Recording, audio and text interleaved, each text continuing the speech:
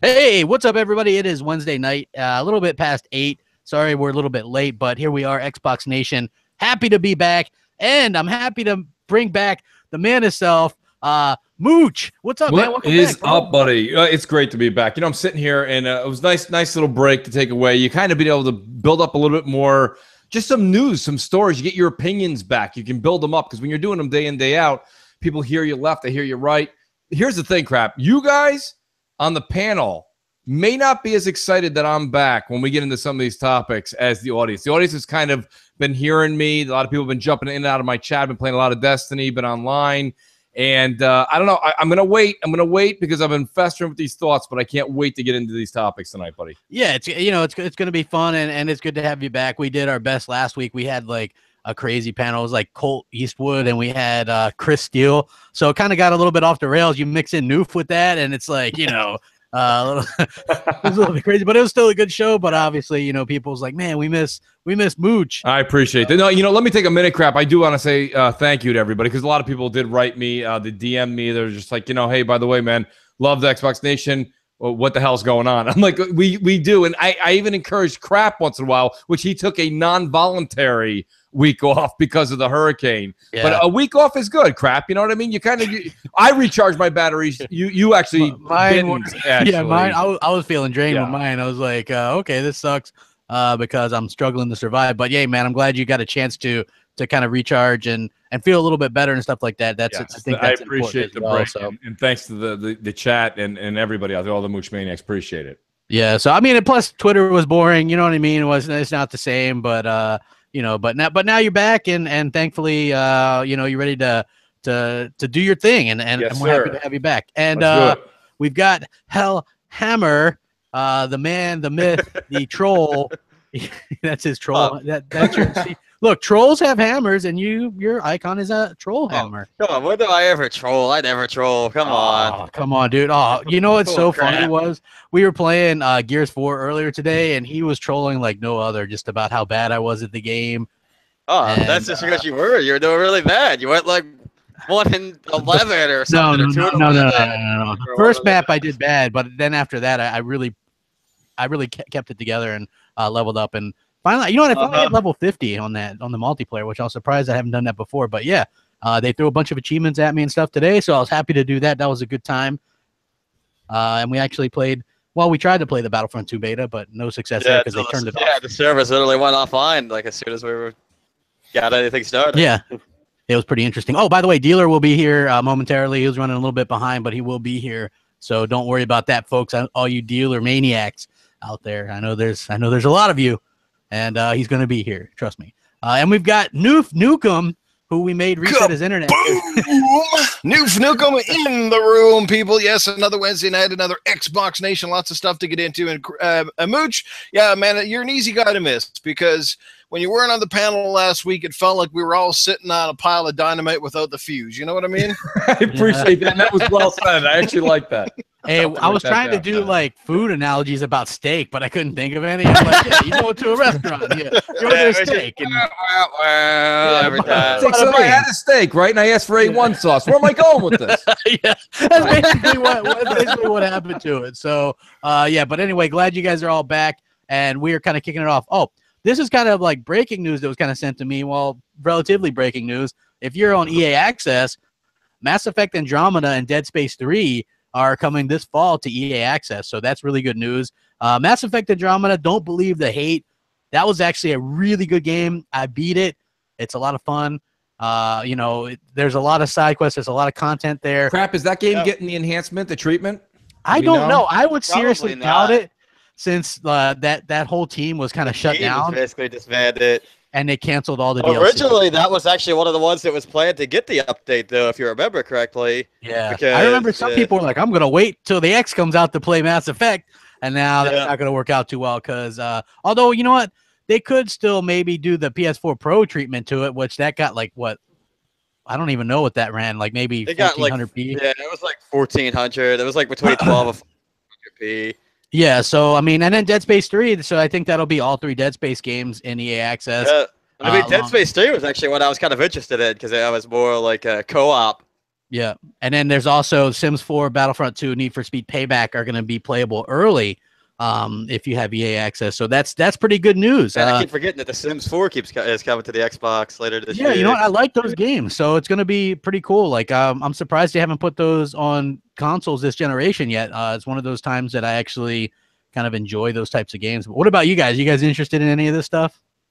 Yeah, absolutely. Absolutely. I think this is a huge thing to have that come into the vault. I mean, this is perfect timing too. Those Dead Spaces are the most eerie, chilling type of games, and here we are in Halloween month. And the thing about it is, doesn't truly feel like Halloween yet up here in New York. We are still sitting in high 70s weather, and that's just really weird right now. Yeah. So we don't dipped have into that our- fall. Yeah, We haven't dipped into our 80s yet, so it doesn't really feel like Halloween here either.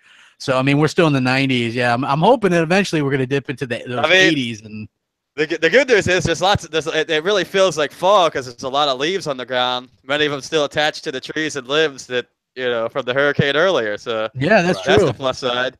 Yeah. So, I mean, hey, what are you going to do, man? It's awesome. Hey, thank you guys all for watching in the chat. Hit that like button. I see Luca. I see a lot of cool people in the chat there. Yeah, so I'm looking forward to that. EA Access kind of pays for itself. We'll get to play Battlefront 2 first and early and things like that. Oh, and if you guys didn't know, Phil Spencer is in Brazil. Viva Brazil to all my friends over there. Making some announcement, taking some pictures. Did you guys see he was taking pictures with Kojima? And there was like, I guess Kojima's there and stuff. I don't know. It's weird because this is an Xbox thing, right? And you got like Kojima and stuff over there. Yeah. Was this an Xbox event? It's an Xbox event. Yeah. Well, what was he doing there though? Why would have no Kojima be idea. there? I have no. I don't know, but I know like Henrique, he's wearing like this funny shirt and stuff. You know, he's worn the shirts that with Crapgamer taking a leak on the PS4. So that guy is like straight money when it comes to kind of like ticking people off. But yeah, this is an Xbox event, and they had Ed Boon there, and they had Kojima there. They had a lot of people there. So Must be a spin-off game to Death Stranded called Kojima Stranded, is it or what? oh, what a bump! There you go. There you go. Oh, come on, you guys, come on in the chat. Really, like, come on, like. You guys, man, keep it civil. Some of you guys are really kind of lame there, man, with that stuff, right? Oh, that moron, dude. But fanatical people, More like honestly, people need Unity candles, huh? Crap. Apparently, they do. Yeah. Like kumbaya, Jesus. folks. We Come can on, see like, from You need a hug or some fucking who's thing. west of the Mississippi River. We can tell just in the chat. I know. Like, look, you know, like I'm an Xbox guy, but you know what I was doing? Like, literally up until I started the stream, Yeah. I was playing my PlayStation VR. Right? You're an Xbox guy? Kumbaya. Oh, yes. Well, believe it or not, Hey, a now. lot of people say I'm an Xbox guy, but I was playing some PSVR right before I came here. PSVR? Yes, some PSVR. He's admitting to being a fraud right now. Well, I am the biggest fraud on YouTube.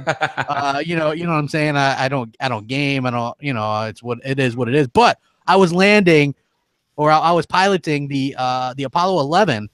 Because they had a sale on PSVR stuff, and I bought it was like $6 or $7 or something. I feel bad for the crew that Crapgamer is piloting. Well, dude, look, you got to line up the limb, right? So you're like using the little burst things, and I missed it like 4 times. It was Exactly. like I feel sorry for the able- crew, dude. I you mean, were able to dock it. Well, it turns out I was going for the wrong portion on the thing, so yeah, I kind of messed that up. But eventually, I did get past it when I figured out that I was messing it up. But it was a good time. Hey, dealer, did you hear like Mass Effect Andromeda and Dead Space 3 coming to EA Access this fall? Oh, wow. So I think Yeah. Dead Space 3 was already EA Access once, wasn't it? Dead Space 1 and 2, I think. I'm not sure if Dead Space 3. Maybe, Well, you but know that's, what? It doesn't matter because nobody's going to play Dead Space 3 because they keep listening to that asshole that says it's a horrible game. Yeah. Dead Space 3 was the best co-op I've ever played. So if you play with a buddy, I got to agree with Dealer. Like Dealer, honest to God, that was, and I understand that maybe 1 was more chilling than 3, but I enjoyed 3 immensely. So Yeah, I haven't it played wasn't it yet, as horror themed, right? But if it were a little more horror themed and it was kind of in more darker environments, but it had that co-op, it would easily crush all of them. Agreed.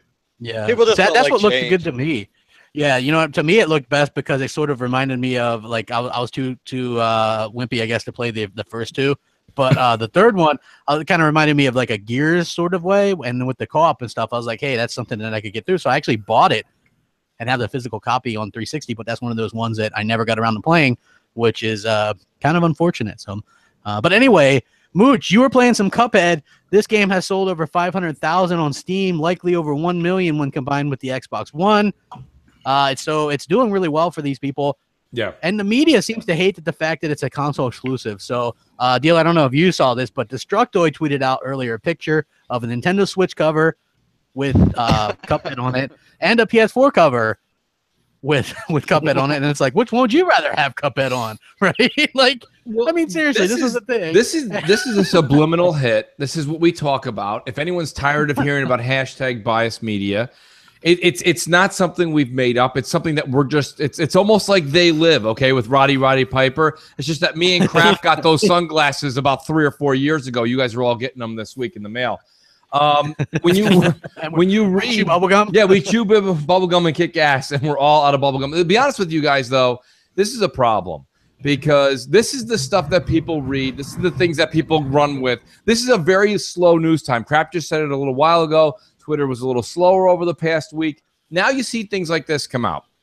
And okay, listen, there's no doubt that when you think of a system like the Switch, okay, the PS4 is absolutely comical. That's just comical to put that on there. That's where you can see the hate towards Microsoft when they're just trying to push a PS4. I understand the whole thing with the Cuphead and saying Switch, but the problem I have is why isn't ARMS? Remember that game ARMS? Wouldn't that have been great with the Kinect? Where was that one, huh?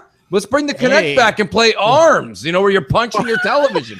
I mean, what I don't understand here is this is the nonsense that goes on over and over again. And if you don't think about it, you know, Crap, I got a chance over the week to just kind of go back, and I was listening to bits and pieces of all kinds of MNC Mornings, Xbox Nations, Crossfires, and piece together some of the things we were saying because things are still relevant today. This is why the Xbox is fighting an unbelievable uphill battle. You have, even when you have a successful title like Cuphead comes out, and it does very well on Steam, Windows 10, and Xbox One, then you have these articles come out, and now you know you're going to have Damon Hatfield, okay, with his 4-ounce latte in his hand. I don't even hold those small little cups over there in California. How do they hold them so small? Anyways, he's going to be sitting there, right? And he's going to have he'll have a special guest on because Mitch isn't there. He'll have Mitch and Ryan, and they'll be sitting around there. But isn't this a perfect type of game when you're on the road? Because they love traveling with their consoles. They take consoles and put them in their backpack.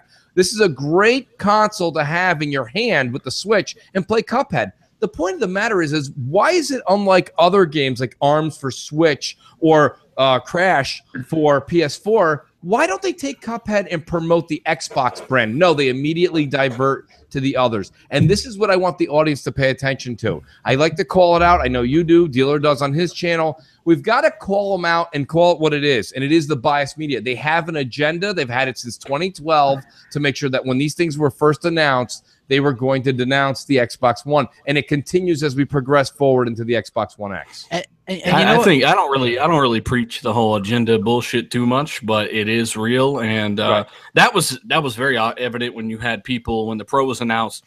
PS4 Pro 4K is here, and that same guy would say Xbox One X, you don't really need it, even though it does every single thing the Pro does, plus Ultra HD Blu-ray, plus high resolution textures. Much more effects are being confirmed for the Xbox One X versions of games in conjunction with higher resolutions and a better hard drive that's much faster. It's going to load your games much faster. No need for it, even though it does every single thing the Pro does and better.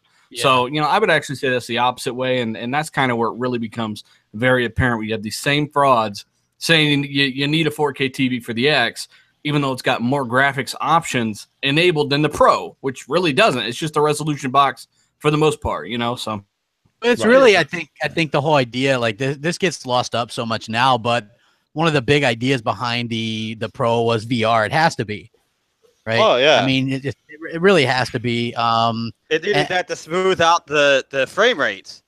Yeah, I mean, like you need the better frame rates, and even though they didn't want to come out and say it, like, hey, you need this if you buy PSVR. But it's quite obvious that it's going to play best on PSVR, and that if you don't have a good frame rate, you get headaches really bad and stuff like that. So that's basically what it was for. They didn't, you know, look, if they would have put an extra memory in that thing, it probably would have been better, and they probably could have taken a hit on the price anyway. But the fact that they didn't put in any extra memory, you know, really comes back to haunt it a little bit, because it's technically, I mean, like the teraflops and stuff. I mean, 8.4, right, Mark? You know, like it's you know, I mean, it's not a terribly unpowerful console. That's the thing. It's good, but the problem is it's strictly like you can't do any higher resolution textures. You can't do anything. You don't have it on your agenda, but you guys discussed it last week and I missed it. And I don't want to make it a big thing, but let me just get a one-liner in, which is actually a 10-minute bit. Andrew House, okay, steps down, gets relieved. It's hard to tell in corporate America, because when that kind of stuff happens, a resignation letter shows up and everyone's like kumbaya.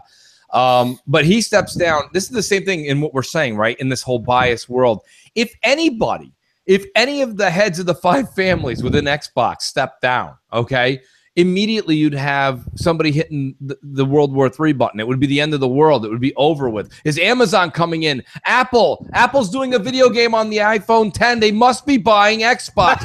It would be a miracle, like, to not see all these headlines come flying at you. Like if Phil stepped down. Right. But Andrew House steps down, and it's just like, it's business as usual. That's not business, folks. There's a problem. We all know the PS4 Pro was a failure. And, you know, Crap, you did a good video the other day, and I like the line you used. You said these things, and I think you were quoting Albert Pinello, but it could have been Mike. And you basically were saying these machines come out they were planned way in advance, okay? So what Microsoft's X was not a response to the Pro. These things were so like you were saying in your video, the PS5 is not coming out because of a quick reaction to the X, and it's not. Whatever they had planned is when it's going to come out. But let's be honest. How's finding out that the VR? Listen, and Crap, you know, bravo to you for keeping VR afloat for the other 8 people. Man, I'm doing it, man. I'm keeping VR a thing. VR is a failure, and the Pro was a failure, and that goes under House, right? And that's his baby. Those were 2 of his babies, and it didn't work out. So this would have been a catastrophe. An absolute catastrophe. Even when Matrick stood down and Phil took over, people were very happy Phil took over. But when Matrick left, they said, wait a minute, the claim to fame of the Xbox 360 is stepping down? This has got to be the end of it. This is the turn in the corner. This is the nail in the coffin. So we didn't see any of that last week, except for podcasts on the Xbox side that are Xbox-centric. Nobody said anything, and that's fine. That's fine. I can't even think all of it. Stacks up. If anybody was running any Andrew House stuff, like, to be honest with you, I'm trying to think, and I don't know. Maybe I'm wrong, but I will check back later to see if anybody like IGN or anybody was. But you know what they were talking about was that if you buy an Xbox One X, they don't give you a free Kinect adapter. Yeah. like whoop-de-doo, right? Which makes no sense anyways, because everybody just went on a big-ass rant anyways. They're like, nobody cares about Kinect. Nobody cares about Kinect. And now all of a sudden people are like, oh, my God, I need my Kinect. That's why I did speaking videos about the bias a little bit, and just to go back to that for a minute, the whole Forza Motorsport. We covered this before, but it continuously blows my face off of my skull, because I think about this and I'm like, hang on. These guys are bitching about microtransactions in a game that doesn't have microtransactions. You understand? You understand how fucked up this is? So Forza Motorsport 7 comes out, it blows everybody away. It's phenomenal, 700+ cars, great weather, great looking game, runs flawlessly, getting good support on the X, reviewing well, but it's got imaginary microtransactions. Right. Yeah. That's absolutely insane to me. The more I think about it, the more it pisses me off. Well, think about this, right? Like, microtransactions, and I've seen a lot of people point this out too. The Last of Us remastered, Uncharted 4, the multiplayer in that game.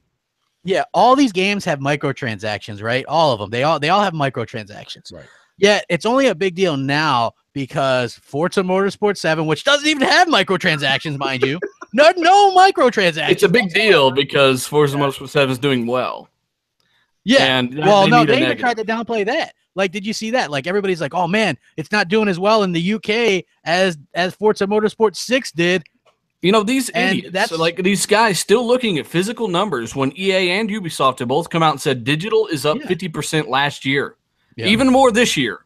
You've got to sit there and think for a second. Okay, we can no longer rely on these physical sales. When Frank O'Connor comes out after 3 months, says it's at 1.8 million physical for Halo 5, but we've sold over 5 million in 3 months. 3.2 million digital, right? Yeah. Do the math yourself. So you just can't go off these physical sales, and that goes on both sides, really. Even though historically Xbox guys tend to buy more digital games than PlayStation guys, you know. Yeah, I pretty much went completely digital. But here's another thing that people aren't considering is that the X is right around the corner, and I know a lot of people, including Mooch, is waiting for the X before they buy Forza Motorsport 7. Yeah, and I'm amazed. I'm in the minority here. I thought for sure, and I understand. A lot of people have, everyone that I kind of hang out with now, great to hang out with people that are in the chat and that are fans of the shows, and that's great. But I do hang out a lot with the YouTube community, and it is great. But myself personally, I'm in the minority, and that's fine. I'm waiting until the 7th to pick up all these games. I'm going to pick up Forza. I'm going to pick up, what's the other game that's going to be coming out? I'll be picking up Call of Duty. Call of Duty comes out 4 days before. I'm waiting because ultimately now we're so close. I mean, I have a joke once a week. I don't do it over and over again. I usually do it on Monday, but because I came back this week on Wednesday, I did it today. I always do it. Is it the, anyone that follows me knows, is it November 7th yet? I've been doing that for about a month and a half.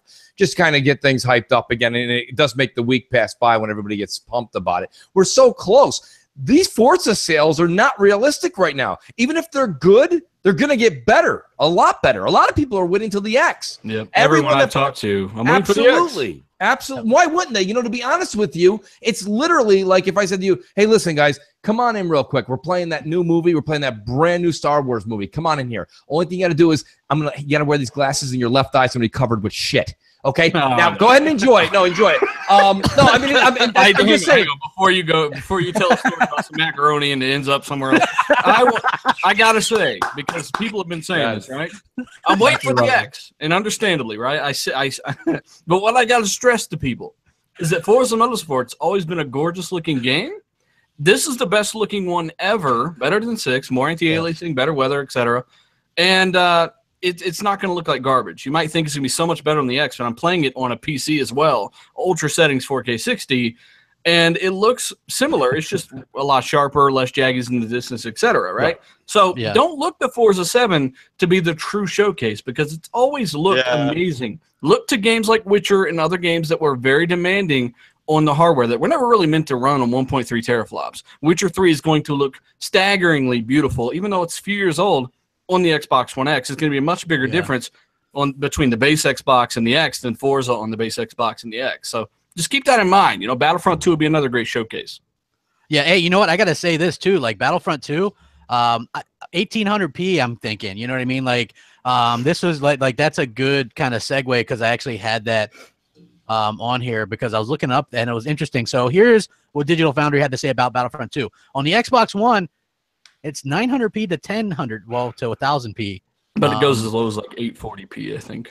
Yeah. The PS4, 900p to 1080p. The Pro, 1296p to 1400p. So if, the Pro can do 1400p, and again, this is a DX12 title, which they've already said. I don't think it'd be unfathomable for it to even do above 1800p. I mean, like Dealer, you and Hellheimer are kind of technical people. What is your guys' thoughts on that? The game really doesn't run at 1440p on the Pro. They said it's the first 3 seconds before the match starts. It'll scale that high, and for the rest it's at 12, whatever the fuck. So on the X, or whatever. On the X, technically it's 900p. They could try to get it up to native 4K, in fact, but then it scales down to 840, leading me to believe that it probably will not be native 4K. They could checkerboard it, but they didn't even checkerboard the Pro, so they're probably not going to checkerboard the X. So you are looking at, as I've said forever ago, probably around 1800p, minimum 1440 full time. Either way, it's gonna look phenomenal. It is because I have to tell you guys this. I don't know if you tried it out on the PS4 Pro or if you even have one. I couldn't blame you if you sold it, but it looked great on the Pro. Like I was playing it because I played it on the Xbox One and the PS4 Pro, and I have to say it looked absolutely good on the Pro. But you know what I thought when I was playing that? Man, this thing's gonna look so much better. The X, the like no matter what stuff, gonna be so much better. There's a guy, Jeremy, in the chat keeps asking me. He's wanting to play Rise of the Tomb Raider like so many others are, but he's got a 1080p display, and he wants to know what mode's going to be the best for him. And they've got several different modes. If you're 60 frames per second whore like me, that's the one. If you're going to be running, obviously, like I said, 1080p, you're going to want that checkerboard with ultra settings mode for 30 frames. But it's important to know that you get 4K textures in all 3 modes. They say. Yeah. So you're going to see that. It's going to look better than regular textures, even if you don't have a 4K TV. So honestly, your best bet on that front would probably be to test to see whether you like the whether you prefer the 60 frames or you prefer. And you can swap it right there in the menu. So just check it out. You know, just check out what you're gonna do. I'm probably gonna mess with the native 4K and then the ultra settings 4K 30. Like for me, you know, but I'll probably mess around with all three and kind of, you know, go back to that. What's funny is right now, literally, Hellheimer is playing through. He's never played Tomb Raider the reboot. Yep. So he's playing Tomb Raider Definitive Edition right now on the Xbox One. Yep. So he can be ready for that. That's because Rise of the Tomb Raider is one of the ones that I was super interested in playing. So after I see the screenshots and that kind of thing for the updates, so that's literally, I literally started up this game just to do that because I didn't want to go everybody just blind it. I was saying last night on the RDX panel how I thought it was cool that the new movie is actually fairly like congruent with the actual game, the definitive edition version, and I got slammed by the panel. Oh, did you? No, like it did sort of remind me. I only saw the one trailer, but it did sort of remind me a little bit of that. You know, isn't that what they're going for? That's what they're going for. They're trying to keep it like it's almost, you know, accurate to the actual original remake game, right, from 2013. I mean, they've got even got the plane in there that you jump across. And they got like a lot of the same scenery and almost like the reenacted cutscenes. But I guess a lot of guys out there are butthurt because Alicia Vikander doesn't have big boobs, you know, like some of the old Tomb Raider portraits from back in the day. You know what I mean? Hey, well, let's be honest, man. Like, I don't know how many people saw the original 2 Tomb Raider movies. I don't know. It's like big boobs don't exactly make those movies great. I'm just saying. Yeah. You know, like, Mooch is like, I don't even know what to say. No, I wanna, before we get into Tomb Raiders and boobs, I want to kind of go back to what I think is macaroni. Macaroni is definitely going to be at the end of the podcast, folks. I got a great recipe. I think we got to get back to Star Wars Battlefront. And the only person who kind of knows an inkling of what I'm talking about, I was gaming the other night, late night, and Dealer was there. Me and him kind of, I'm not going to speak for him, but I'll let him chime in. Myself personally, listen, I said this many weeks ago. I'm going to say it again. I watched a lot of gameplay on it. This game's the same game that you already own. It's Star Wars Battlefront 1. Of course, it'll be 1800p, 1400p. Thus far, until I see the single player, and the single player's got to blow me away, this is the game out of the 5 games coming out this fall that I'm passing on. I'm personally, it's a very casual multiplayer, and I understand. You can try it. You can try it with EA Access. I'll try it. Absolutely, you might like it a lot. Crap. Here's the thing. I watched you play. It's Battlefront 1. It's the same game. It's prettier, even though that's harder to understand. It's a beautiful game. But we've said this for years now. We've said this for years. Okay, Horizon Zero Dawn is a beautiful game, crap, but you don't like it. And my point is that this game is great, and the problem is that no one ever wants to come out and say this because they're like, I'm a Star Wars fan. I buy everything Star Wars. I have shirts. I got napkins. I buy everything. And I'm like, all right, fine. Good for you. You have a Star Wars coaster collection. I'm happy. But what I'm saying to you is that myself personally, with this plethora of games coming out this fall and the amazing backlog, which includes Witcher 3 Enhanced, I can't see hours and hours. A lifetime contract. Well, I mean, I mean, Crap was playing, and Crap's footage is fantastic. I'm watching. He's sitting there, and he's like that robot dude. One of the original. What is it? There, warriors for the would be the Emperor's Dominion, and you're running around a droid, and you're just running around, and it's like hip firing from 35,000 feet away. While you're in that beautiful city, it's who gives a shit? And then out of nowhere, a stormtrooper jumps over you, 85 feet in the air, drops a ticking little red circle, you blow up. I mean, it doesn't get more generic than this. It's so generic. What Mooch didn't tell you guys in the chat is that he loves games that are pretty much the same as their predecessors. He's a Destiny fan. So, we got to get rid of that argument. So we got to just completely destroy that argument. Dealer threw that at me when we were chatting on Xbox, and I said Battlefront 2 is the same. Battlefront 2 is going to be better than the first one in every single way. I think it's all about fun factor with this game, and a lot of people are prematurely jumping on this game about crates when the fucking thing's not even out. Oh yeah, don't worry. The crates, I'm not going to harp. It is what it is. It's got a lot more content. It's more of what you like with more refined movement, aiming, better graphics. You know what? And if you want to get it, Fuck it. Just don't be afraid to be excited for some shit that other people aren't. You know, it's not a big deal. Well, and here's the good thing: if you're an Xbox dude, you can play it for free first on EA Access. Try it out. But here's the thing: I do realize that it makes sense to kind of wait on things. I'm with you on that a little bit, Mooch, because like I got Forza 7, right. Shadow of War. I'm waiting for the X for that. But also, Evil Within 2, you got Wolfenstein 2, you've got Wolfenstein 2, however you want to pronounce it, tomato. You've got Southport comes out on the 17th, right? And also AC Origins, it comes out the 27th. But also, I know it's not Xbox talk, but that new Mario game comes out on the Switch. I was just gonna say Mario comes out too. I mean, November 3rd, I'm gonna be too busy shooting all you bitches in Call of Duty World War II. There's that two-shot grenade out. Right. The problem I have with it, and I mean, dealer can go ahead and make that rationale. I don't have a problem with that because his statement is not incorrect. But the problem is you have to actually look at it under a microscope. Destiny 2 is Destiny 1, and you can go back to all the videos we've made in the past 3 months. That's what I've said. It's just more Destiny. But people love Destiny. Okay, it broke records to certain effects, and people are going back for more. The problem with Battlefront was everybody bought Battlefront because they thought it was the Battlefront 2 from 10 years ago, all complained that it wasn't, and it still isn't. And that's the problem. I mean, content-wise, it's actually got more content than Battlefront 2, and it addresses many of those problems. So somebody said, the loot crates could not bode well for the future. I agree. It's important to be wary of that, but it's also important to know that every beta, they slow down progression. All of that stuff's been changed for the beta, and they're going to change all that back, just like they're reducing the film grain and other enhancements they've announced in the full game. So if you're worried about how much stuff you need to get a gun or unlock a crate or whatever, or leveling, don't worry about that. All betas fuck with that. All betas slow that down. They don't need you getting to level 842 in the fucking beta. So, that's why I say it's not out. And the reason I'm really adamant about this is because a really great game that just came out, Shadow of War, got hammered for microtransactions for months. Yeah. All the reviews say, they're non-intrusive. Not a big deal. Yeah, right? Forza 7 gets hammered for microtransactions that don't exist. Yeah. That's ridiculous. Now it's Star Wars is getting hammered, and it's not even out. So I'm just like a wait and see kind of fucker right now, Right. Yeah. I'm not sure how Rand knows this, but Free Jack in the chat was saying that Rand is saying that Battlefront 2, that basically the only way to advance or get further is by through the microtransaction loot crates. And if those crates I don't care without microtransactions, those because you can earn them without microtransactions. They might be complaining because they're hard to get now, but it's a beta. And I'm okay with that. Like, that's my thought. I'm like, I don't really care. I don't buy them anyway. I don't pay those guys any money. I don't give them any. I play the game. What I get, I get. What I don't, I don't. I'm not one of those. You know what I mean? That's how I look at it.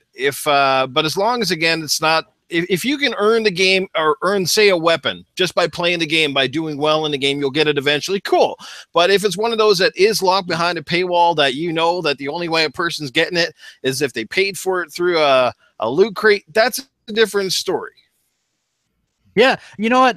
Here's the thing. Everybody's freaking out about these things. Literally, like I'm playing, like within the last week, we did game night. I was playing Halo 5. There's optional rec packs in there. I was playing Gears 4. There's packs in there. Which, sad to say, I actually spent money on some today for the first time. Which was kind of weird. Like, look, all right. Hellhammer has enough. Here's the thing, right? Hellhammer has enough packs to get this. You're botting. Yeah, you're botting. Bothammer gave you his superpower. Thank you, Hellhammer. No, I guess my point, while Crap's going for a second, I just want to go back to my point. I do want to hear the panels, what your opinion. Everybody says, right?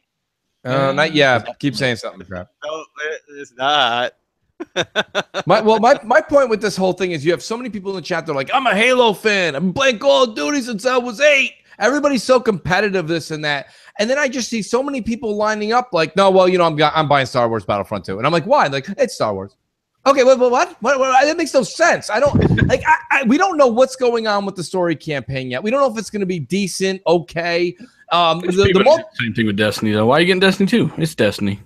Yeah, but Destiny was already a proven success. Battlefront, but Destiny got shit on harder than Star Wars. It's like it broke like sales records. Like my point, Star Wars sold 27 million copies. It did, and in 3 months, nobody was playing it. So that's true. That's true, but that's what I'm saying. That's why people are kind of excited. That's going to happen again. This is the same. It's the same casual multiplayer. When you're saying the difference between what we're saying here, dealers, I'm not. There wasn't enough content. I'm not disagreeing with you that Destiny's the same, but people play Destiny for 3 fucking years. They're going to play Destiny 2 for 3 years. They played that for 3 months. What's this one going to get? 4 months? Like, it's the same thing. So I agree with you. The same is the same, but Destiny had the longevity. This doesn't. So Destiny had the longevity because of just loot and gear, like in the grind. So why am I playing Battlefront 2 when it's the most casual multiplayer of all time 4 months after it comes out? Nobody is.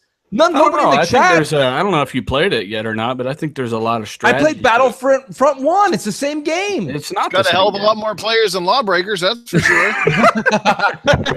But they hit like a fucking. So does the Xbox Pokino game that came out 2 months ago. No, but I mean, to each their own. We'll see how it goes. And in regards to microtransactions, I understand the outrage. I understand that they become very prevalent. I'm not writing that off. Trust me, I've shit on them all the time on my channel. I'm saying I'm waiting to see how they actually turn out because of how Shadow of War, a great game, was treated before launch. I agree with. By the way, I just want to make sure because Dealer does go back. The microtransactions and the loot, all the crates. That I'm not arguing that. That's not why I'm saying avoid Star Wars Battlefront 2. I don't think that's a problem at all. I'm just replying to it. No, I agree with you. How am I sounding now, guys? You're crystal clear. Okay, good. All that whole time I'm like messing with stuff. It looks like my Xbox decided to download some updates and was like, "Hey, I'm taking all your bandwidth, bitch." So it was true. I had like some kind of really like somebody if I could crap, I would get Verizon Files to literally run you a line right to your house. Hey, I'm back though. Everybody hit that like button. There's like almost 600 watching, less than 200 likes. What is this? Mooch's channel? Come on, let's go. What the hell's going on here? Yeah, let's go. So yeah, like look, Battlefront 2, you're gonna love it, Mooch. You're gonna play it. You're gonna love it. I'm not as a person. Play it. I'm not gonna love You're gonna play it. You're gonna love it. I guarantee. I'm gonna play it on EA Access for sure. I mean, why not? Right? We all have EA Access. Enjoy that. I recommend everybody play it. Everybody go out there and play it. I just myself personally, the single player has to be 10.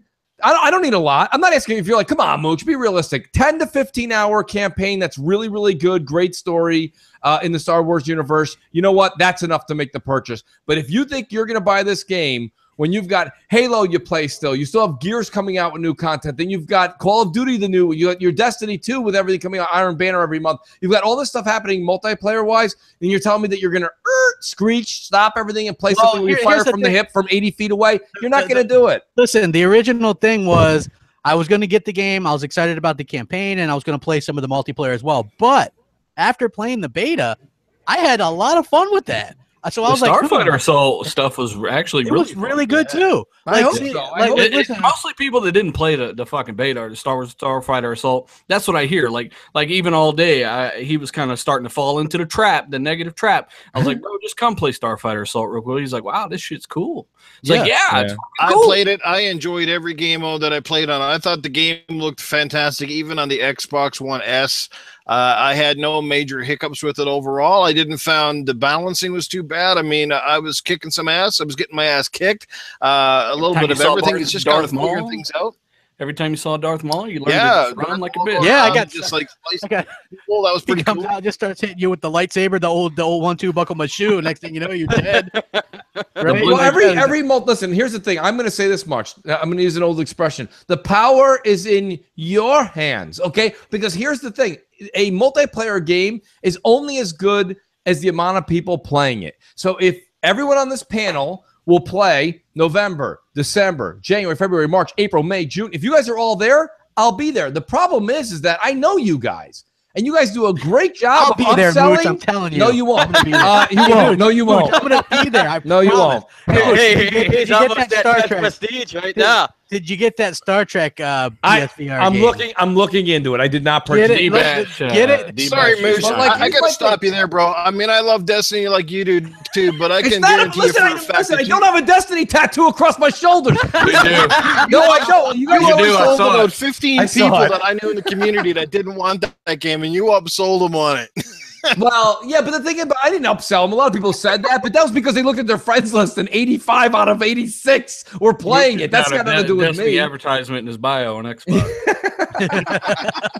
Hey, D-Batch just chimed in about Star Wars. He said, yeah, it was great. Starfighter stuff needed a little tweaking, but it was good. I just myself look. I hope it does well. I don't want anything to do bad. I think that they put a lot of time, effort, and money into it. I just think it's this. If you like Battlefront 1, by all means, I tip my hat and I say go for it. If you did not like Battlefront 1, just be ready that the advancements and the enhancements they gave to this game, okay, are going to be not much to really carry you past the last time you played the first one. That's all I'm saying. And that's the truth of the matter. And I think when you have a game coming out dead smack in the center of these big, I mean, look at the game, AC Origins. If you're buying Assassin's Creed Origins, you're fooling only yourself if you're telling me you're going to put tremendous amounts of time in the Star Wars. Like, I mean, that game is going to eat up a lot of your time, including me. Crush every game this year, probably. It'll crush every. Listen, and when you say that it's going to be the same when you thing, talk sales, I mean, is that really fun? That was hashtag the fun has nothing problem to do with sales. Yeah, that was the problem with the first one. I didn't have enough content. It just didn't have enough content. That was the main complaint. Yeah, they actually this one literally has over 3 times more content, which is normal. You know, normal amount. Just for the campaign alone, man. Campaign looks badass. It does, and playing it from that perspective and the timeline and what have we seen except for a 3-minute clip from the campaign? You play as a hot Greek girl who's on the Empire. What more do you that's what I'm saying. I mean, I would actually call you to the stand right now, Crap, and debunk you. I call Crapgamer to the stand. The jury would be like, "Oh, he's fucked." You know what I mean? Like, prove to me that the single-player campaign is a hot girl and she runs around with a gun. Your Honor, the defense rests. Yeah. Like, do you think that it looks interesting, though, how it's from their perspective and the Death Star absolutely blew up? Yes. Yeah, I mean, it's a cool concept. I think it's okay to be excited for games. We haven't had fuck to play for a while, and I think it's it's time to gear up. We got games to play and have fun and be positive. It's a good problem to have, honestly. So it is a good problem. It is a good problem. When you get that Star Trek PSVR game, me and you are going to be on the same bridge crew, and we can stream it. I'm contemplating getting it because I have not since the day I got the VR. I have not used it since $24, and that was August. $24. I'm telling you, man. Me and you could both be red shirts sitting there. Boop, boop, how the hell did we come back to fucking PSVR? I don't know. I'm trying to upsell you because he's just like PlayStation VR. That's how not in the Battlefront 2 Crap is. He's already back on the bridge. I love Battlefront 2. In a red shirt. No, you're going to sleep with your headset on at this point, I'd say.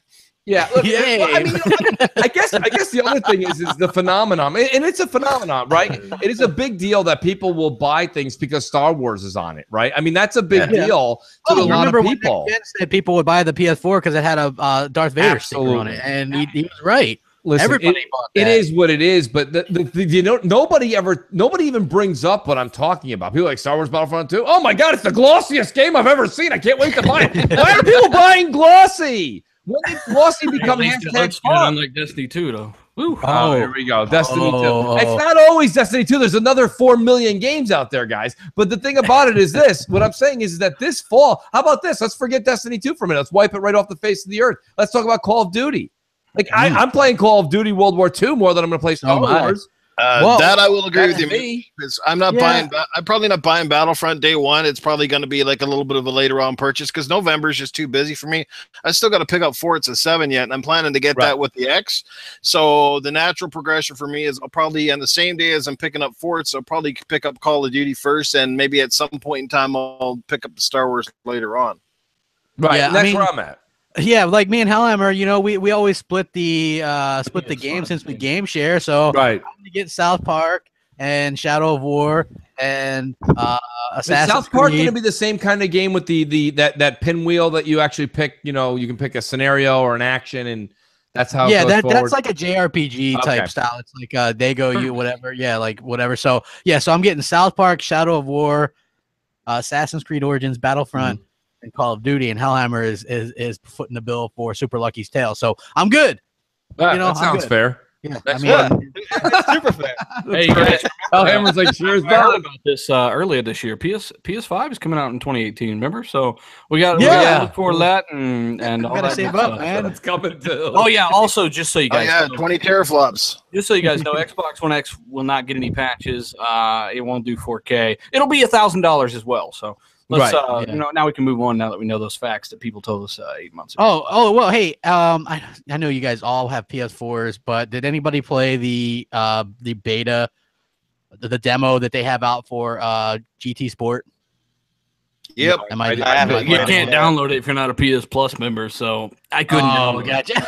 I'm not giving them any fucking money if I don't have to. You know what? I got PS Plus. Me and Mooch were like, you know what? MNC Mornings, we should start streaming on Fridays. It's going to be great. Maybe we'll shock people and stream on the PS4 and do that Drawn to Death game. So I was like, all right, here's the deal. You got to be it's a multiplayer game, so you got to subscribe to PS Plus. It's the free PS Plus game for the month that month. I might as well subscribe to PS Plus. So that's basically what happened. We played it one time. We lagged all around. That was it. You couldn't hear me on the stream. It sounded horrible, like I was talking through the Burger King mic. It was bad. Yeah, I just don't understand. I'll never get that. I mean, a lot of people have written me and said, you know, Mooch, I don't agree with you. The PlayStation Network is fine. When I played multiplayer on there for multiple years. It's down right now, supposedly. I mean, yeah, but, you know, listen, Xbox, and everyone, believe me, Xbox has had some serious issues in the past month and a half. But here's my thing. They are coming out. I'm only giving them one loophole, okay? And I don't think it's excusable at all because we're all hardworking people. You come home, you want to play your game, or you want to use your media device and it doesn't work. There's no excuse for that. But with Xbox coming out and launching, let's be honest, with the X coming out, in less than 30 days now, we're at the point where I believe the UI is going to come out a few days before, right? So it'll come out. It's not going to come out day and date on the 7th, so it'll at least come out November 1st. And with that all happening, there's a lot of transition happening at Xbox right now. So with all these oops and flares, and somebody made a point to me yesterday when I was on Xbox Live, I was kind of complaining, saying, you know, this is not excusable, this and that. And they said, well, Mooch, just take it easy for a second, because remember, even though they have been having problems on Xbox, we have been able to play, right? I mean, even if you've been hung up or 3 hours didn't work or 2 hours here and there, it's not like when PSN's down, it's just down. It's over. Like, you forget, you know, go pick up. And I did speak with Mike Ibarra yesterday as he was playing PUBG on Mixer, and I did ask him directly. I said, what's up with Xbox Live party chats especially, and are you guys working on it? And he kind of had a big long sigh, and he's like, yes, Noof, we are working very hard on it. He goes, it seems like we kind of fix one bug and then something else comes up. But he said, like, to tell, you know, Xbox fans, don't worry. The teams are very aware of all the problems, and they are working very hard to try to get it remedied. You know what one of the problems probably is? You got these different people in different aspects of the beta program, right? Alpha, Delta, beta, you know, not in it at all, and they're all just trying to communicate with each other. You know, if I'm in a party with all day, that whole party's fucked because he's in a particular tier of the preview program. They had a solution, but they just dropped it. The dedicated service and party chat was supposed to be a thing. They never brought them up again. They dropped it, and that was like 2 years ago. So, so they never implemented them. No, they did not. But that was solved the NAT problems. You can talk across dedicated servers no matter what your NAT type is. So right now they're still peer-to-peer. Well, see, what I think too is, I mean, they went from the big jump. They used to have 8 players, and now it's 16 in a party, which is a double jump. And plus, the games we're playing these days are requiring so much more bandwidth. Plus, like, a lot of people are not even in the same game, so you've got that, like, you know how, like, some games they have their own sort of like in-game chat, and like, I just feel there might be way too many conflict. I think what he's trying to do. Noof has got some interesting points, I'm sure, but it's hard to hear him because his internet. Am I botting out again? It's not botting. It's just you say something and then you don't say anything, and then you come back like 10 seconds later. So ultimately, they still recommend, I think, 2.5 megabytes per second for Xbox Live. It didn't go up from 360, and I don't think, you know, I just think it's the software. They've got this preview program now, and it's just, you know, I don't know. Yeah, have you guys ever noticed that when one sorry, crap, and you cut you up. Have you ever noticed when somebody like hosts the party chat, they're like the host, and they're playing the game, and they're usually the host of the game. All of a sudden, you're having all these problems, and people can't connect, blah blah blah, and then they switch over, and somebody else takes it over, and all of a sudden, everything's much better. Like, you ever wonder about that stuff? I do, and here's the thing, right? I don't know if you need 16 people for party chat. Like, I would say maybe 12 would be good, to be honest with you. It seems like whenever you get past 12 anyway, because we do like the game night and stuff, right? And then what happens is it's not just something that's like stupid that like, oh well, it's a problem. It kicks everybody out connecting, and then everybody gets kicked out, and then like some people can get in, some people can't. Like, that's a problem, especially from a social aspect. You have the best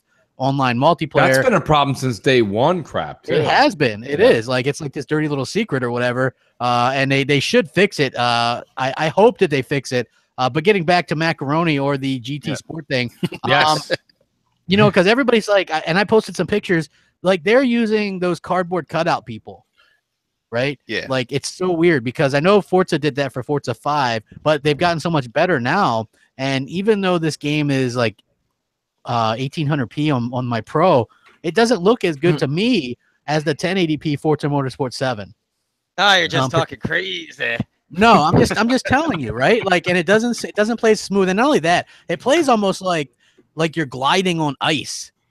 Right? It feels like it's a little bit from the mid 2000s, early 2000s. Yeah, like when you turn it, it doesn't feel like the car's actually turning. It just feels like you're kind of gliding, right? And is then that when demo still going on? Crap GT. Download it. Yeah, there's no. Here's the thing too. Xbox is one of its many secret weapons. Rumble triggers. Yes, if you go from Forza to Gran Turismo, you're never going to have that feeling. You're not going to be as aware and alert of what the car's doing. You're not going to get the road feel because there are no rumble triggers on PlayStation. Yes, that could be it too. Like it just feels like you're not actually playing a racing game. It's good. Hey, shout out to Henrique because he's at the Xbox Brazil thing with Phil, and I know those guys were concerned. I have a big Brazilian fan base. And he says Phil just confirmed Xbox One X in Brazil this year, so I know those guys have been wanting that. So congratulations to those guys. It should be because those Brazil Xbox fans are absolutely amazing. They are. They're good. They people, pretty much man. saved the Genesis. Yes, I'm sure you made a really good. Yes, great point, Noof. Make right there. Good for him. Also, he's like, I'm sure they. So Henrique posted this on Twitter. He says it's Gamer Boss who's the head of Rare, and then the head of the PUBG guy, right? They're having a talk, and then Phil retweets it and says, I wonder if the Player Unknown bosses and Gamer Boss are talking about water, happy face. So it looks like that water thing might be happening. I got a feeling they got some good stuff going on with PUBG. That game just hit 15 million on Steam. That's a crazy amount. Yeah, 2 million. Can we get an announcement for crying out loud? What are we waiting for? I mean, listen, it doesn't hurt to throw a date out there. We know we're going to get it at the end of this year. I don't care. Even lie to me. Tell me it'll be December 31st. Whatever. Just say something. I mean, what's the problem with not giving us a date? Yeah, they're not giving us a date. Everybody's wondering. Like, they did come out on Twitter and announce that they're going to have something soon. But here's the thing. Like, 15 million, that's incredibly good. But you have to wonder about Fortnite Battle Royale, which on October 8th, there was 3.7 million players on that. Like that day. Well, so listen, let's be honest here. I mean, unless something like a catastrophe happens, okay, PUBG thus far, that doesn't mean they're going to be there forever. They're going to be the McDonald's, and they're going to, the other one's going to be Fortnite's going to be the Burger King. It is what it is, man. I mean, they're always going to. It's good for Fortnite to come out and do what they did. I've watched some footage of it. I know a lot of people have played on Twitch, and I think it's a lot of fun. Personally, I don't know. Maybe it's because of the whole, here we go again, folks, right? The cartoony thing. But I'm way more interested at this point in PUBG than I am in Fortnite's rendition of it. And that's fine. And if you like the other one, I don't have any grief or even a butt for you. That's great. Myself personally, I just like that more. It's a little bit more realistic looking, even though the graphics aren't great. But Microsoft's working on making it look better. They're using Rare's water tech. Other things like that are going to come into place. But the big thing here is you've got a console releasing in less than 4 weeks. Anything related to a game, especially one that's doing 15 million on PC active users, like this is a major announcement. Get a date out. I would turn around right now. Listen, there's a lot of things we all do in our jobs, right? And when you have deadlines, even when you ask for an extension, people are like, okay, we really don't want to do the extension. What are you asking for? If you just turn to them and you're like, soon. They're going to like, get the fuck out of my office. Soon, give me a date. If you want the extension, I'm fine with it, but give me a date. So here's what I'm saying. I don't care what you say. As long as it says 2017, I don't care. It could be December 31st, the 30th, the 25th. It doesn't matter. All I'm saying is give me a date. It helps them push the console, and it still isn't. There's no date. That bothers me. That almost makes me think we're going to go into 2018. Well, look, it's going to have to come to the gaming preview program sometime this year. I still think late November, early December. I got a feeling that Mike and his team are busting ass trying to get that stuff. Somebody asked in the comments, do I even think it could run good on the OG Xbox? Apparently, they've seen it running on the OG Xbox already, and it was running and looking pretty decent. But if it's not the console's fault. And I'm not saying that because the console doesn't, because the console couldn't be more powerful, because of course it could, but we've seen better looking games on the console than PUBG. So there's absolutely no reason that it shouldn't be running well. Yeah, like it's going to run well. It might be a situation where it doesn't have as high a frame rate on that, or or kind of a crappy resolution. Crap. And let me just announce. And Tryhard, who's in the chat. Listen, I know a lot of people give Tryhard a hard time. Tryhard is actually a decent guy, but Tryhard, I got to answer you here. You're saying many people still don't care about 4K. I just happened to go through because I'm upgrading my TV downstairs. I have my OLED upstairs, getting a brand new 4K HDR TV downstairs. Let me explain something to you. For you to say that nobody cares about 4K right now makes absolutely no sense, and it discredits you because you can't use that line anymore. You're telling me that all 8 aisles of TVs in Best Buy right now, which is a major retailer, major brick and mortar for TV sales, is only selling 4K. I mean, even their shittiest version television right now in Best Buy is 4K. So saying that nobody cares about 4K, that just doesn't hold water anymore. That held water about 18 months ago. Yeah, because we're all just going to go back and buy 1080p TVs. Right, yeah. There's nobody. You can't even get a 1080p TV in a brick and mortar right now. You just can't do it. And everybody's buying 4K. Look, when Hellhammer steps up and buys a Samsung KS8000, which you just did, people are definitely getting the 4K bug, right? Yeah, and I'm cheap. I hold out on shit forever. Of course, you guys just heard all the games I'm getting compared to him. I'm glad the game share with you, bro. But it's like and he did. He got the 4K HDR, and he's on board with that. Not only that, but Albert Pinello recently did an interview, and he was talking about how 4K companies love the Xbox One X. That's why they partnered with Samsung. But he said even more than Samsung has come to them because they like that the Xbox, guess what, pushes 4K TVs and vice versa. So you need content to drive 4K TVs. There's been, believe it or not, the 4K Blu-rays are selling better than the regular Blu-rays when they first launched. So people are adopting the 4K stuff, but you need content to push it. This is the first true 4K content console that's going to do 4K HDR. You're going to be able to play your 4K Blu-rays. It does everything. So it's going to push content. So of course people care about 4K. It's the next thing. Go ahead. 4K is here, man. This bottom line. It's either you care about 4K now or you're just kidding yourself because maybe you just can't afford it.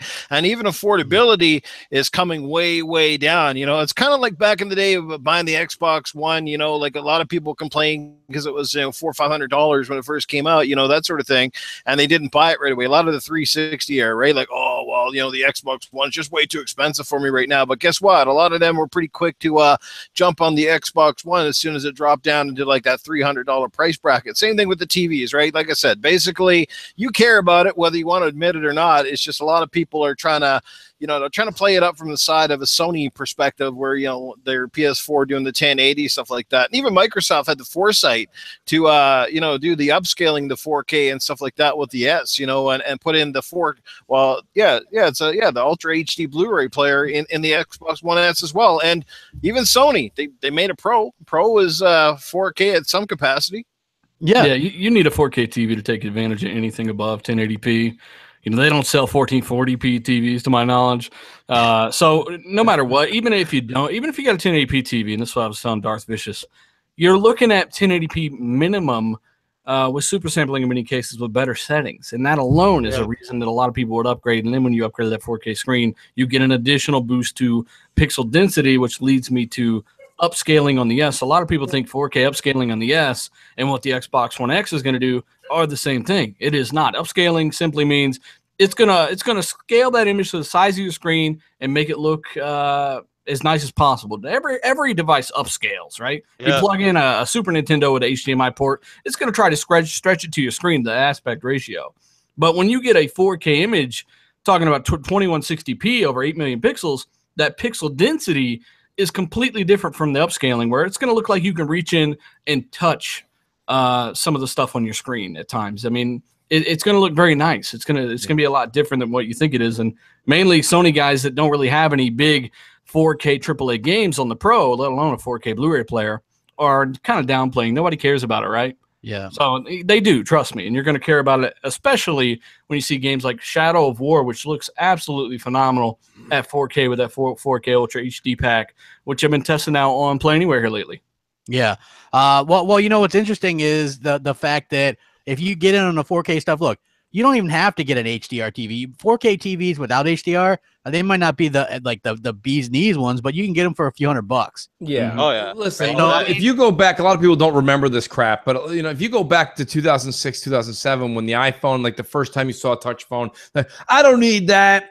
Okay, I make phone calls. I flip my phone up. I gotta have a keyboard. If I don't have a keyboard with these big thumbs, things just don't work. Remember all these ridiculous things people used to say? How am I supposed to use that glass thing you got over there? And found excuses not to be excited or exactly. And it's the same thing when it goes here. When you see somebody or talk to somebody, they're like, I don't need a 4K TV. I only have my 720p TV Vizio. I love it. Listen, buddy, that's a you problem. 720p Vizio. That's a problem. That's a you problem. People that say that, they're the ones that are just like aspiring to get to that. And like Crap said, you can get a 4K TV right now for $300, okay? And it's just ridiculous. I don't want to hear it. I mean, Five Guys sells an $8 cheeseburger. An $8 cheeseburger. You can buy 16 pounds of ground beef for $8. What I'm saying to you is there's still a line out the door, okay?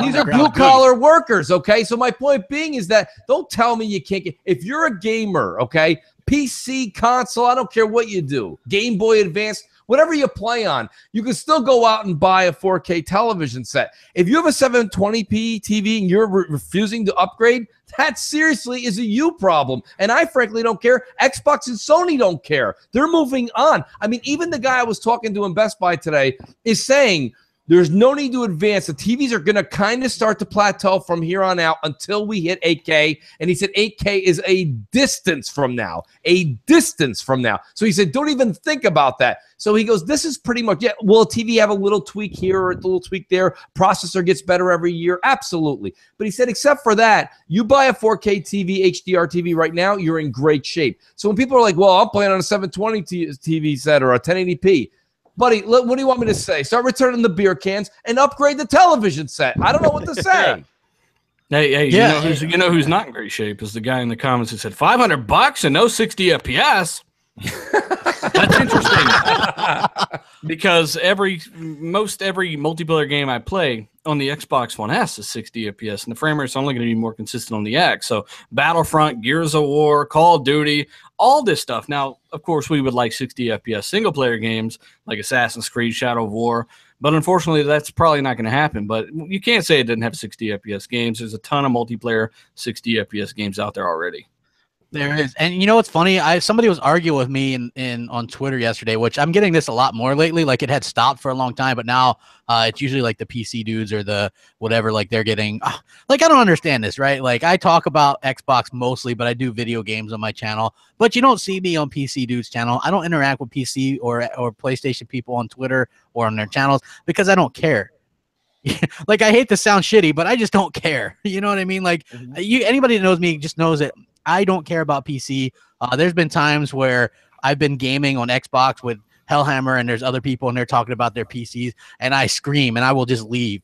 You know what I mean? Like I don't care about PC in the least. I don't care, right? So when people come to me, that just shows how worried they are about it. Like if you weren't worried about it, you wouldn't go out of your way to contact me or message me or, you know, complain about 60 FPS or whatever. The Xbox One X is designed to realistically run this generation's games at 4K and make the frame rates that these games are running at more stable at what they're supposed to run at. Occasionally you're going to get some where they're going to be, you know, better, but a 30 frames per second game for the most part is going to be 30 but more consistent. 60 is going to be 60 but more consistent. But to say that it has no 60 frames per second games is nonsense. Killer Instinct, Gears 4 multiplayer, Halo 5, you know, all these games, Call of Duty, Battlefront 1. Yes, all these games are going to be 60 FPS. So please stop with the not 60 FPS stuff. Like, you know, it gets old. You know, we get it. If you want to spend a bunch of stuff tends to be 60 for multiplayer.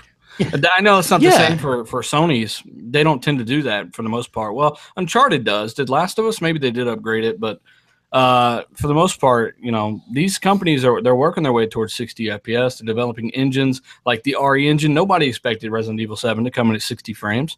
That was amazing. It's going to be even more consistent on the X. So, you know, it's going to probably be up to them to 4K 60, optimize their engines and take advantage of the hardware.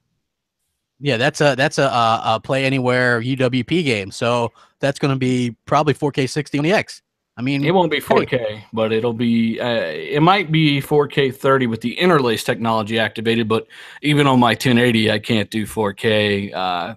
Super solid 60 frames per second. With that, I haven't even played that game yet. I was saving it for the X. I bought it when it was on sale, and I'm hoping to. It's going to look phenomenal no matter what it is. I mean, you know, it's going to clock in much better than 960 by 1080, which is just over 720p.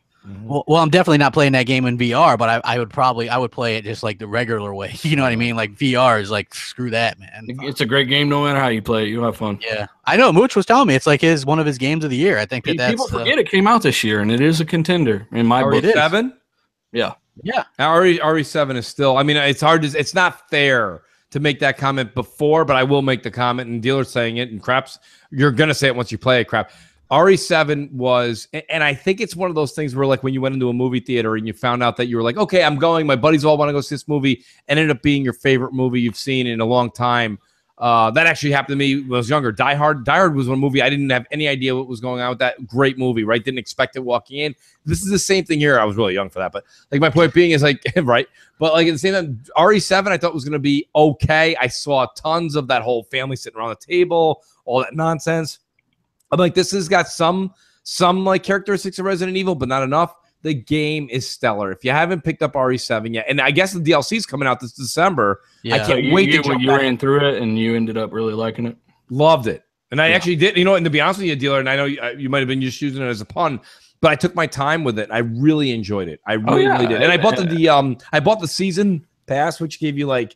You really liked that fucking game, Jeez. I did. I invested in Resident Evil 7 stock. I mean, I really enjoyed it. He's like, I live at Capcom right now. Actually, that's what I was telling people. Like, people underestimated that game, and I feel like it's probably, and you know, hardcore guys might show me for this, but I think it's probably the best Resident Evil single player experience I've had. Because they try, it feels really Western, and we've covered this a million times. Jeremy Smith in the comments wants to know if we'll see more 60 FPS options like Rise of the Tomb Raider. Of course we will. Look at what's happened with Pro and amplify that. Yeah, I mean, you even get those options on more Pro games than you have on the base PS4. So you're definitely going to get those options on the Xbox One X. Yeah, especially like if games are like, I was reading like more GPU bound in terms of that, like they'll be able to kind of grunt it forward or whatever. So I mean, that's really exciting too. Like for me, I'm super excited about Assassin's Creed as well. Like that game looked phenomenal. Did you see that? I mean, it's got a season pass, but whatever. Like I'm super excited for that though. I've missed Assassin's Creed tremendously, so I'm very excited to kind of get back into that whole series. You know, Crap, and I'm glad you brought that up. Talking about games this holiday, BED Sty or whatever his name is. He said, "Luke, if you like RE7, you'll like The Evil Within 2." Let me tell you this much, because I'm just not high on a couple of the other games that are coming out this fall. All of a sudden, Evil Within 2 has kind of snuck into the maybe category where I was going to pass. Have you guys heard anything, whether it be plus, minus on our the problem is, Evil Within? But Bethesda doesn't do the review codes until the game about releases. So our buddy Rad Brad is playing through it right now. I saw that. Let's do this. Let's do this. The first one was okay. You know, it had some technical hiccups, and it looked like a 360 game. But this one looks a lot better already, and that's without the X stuff. And yes, it will get X enhancements. So yeah, they already said it already shows up as X enhanced. Same thing with Wolfenstein too. What's interesting is the Evil Within, the first one. What really turned me off about that was the black borders. I have it.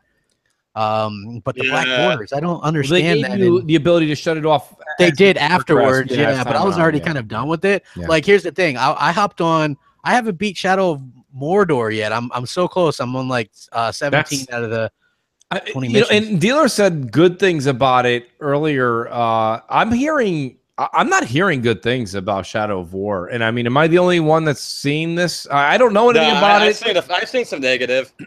Here, I'll put it to you simply. If you like Shadow of Mordor, you're going to really like Shadow of War. And the loot system is absolutely great. There's actually an incentive for going and hunting down a captain now. You kill him. I just got a legendary cloak, basically, like a purple item.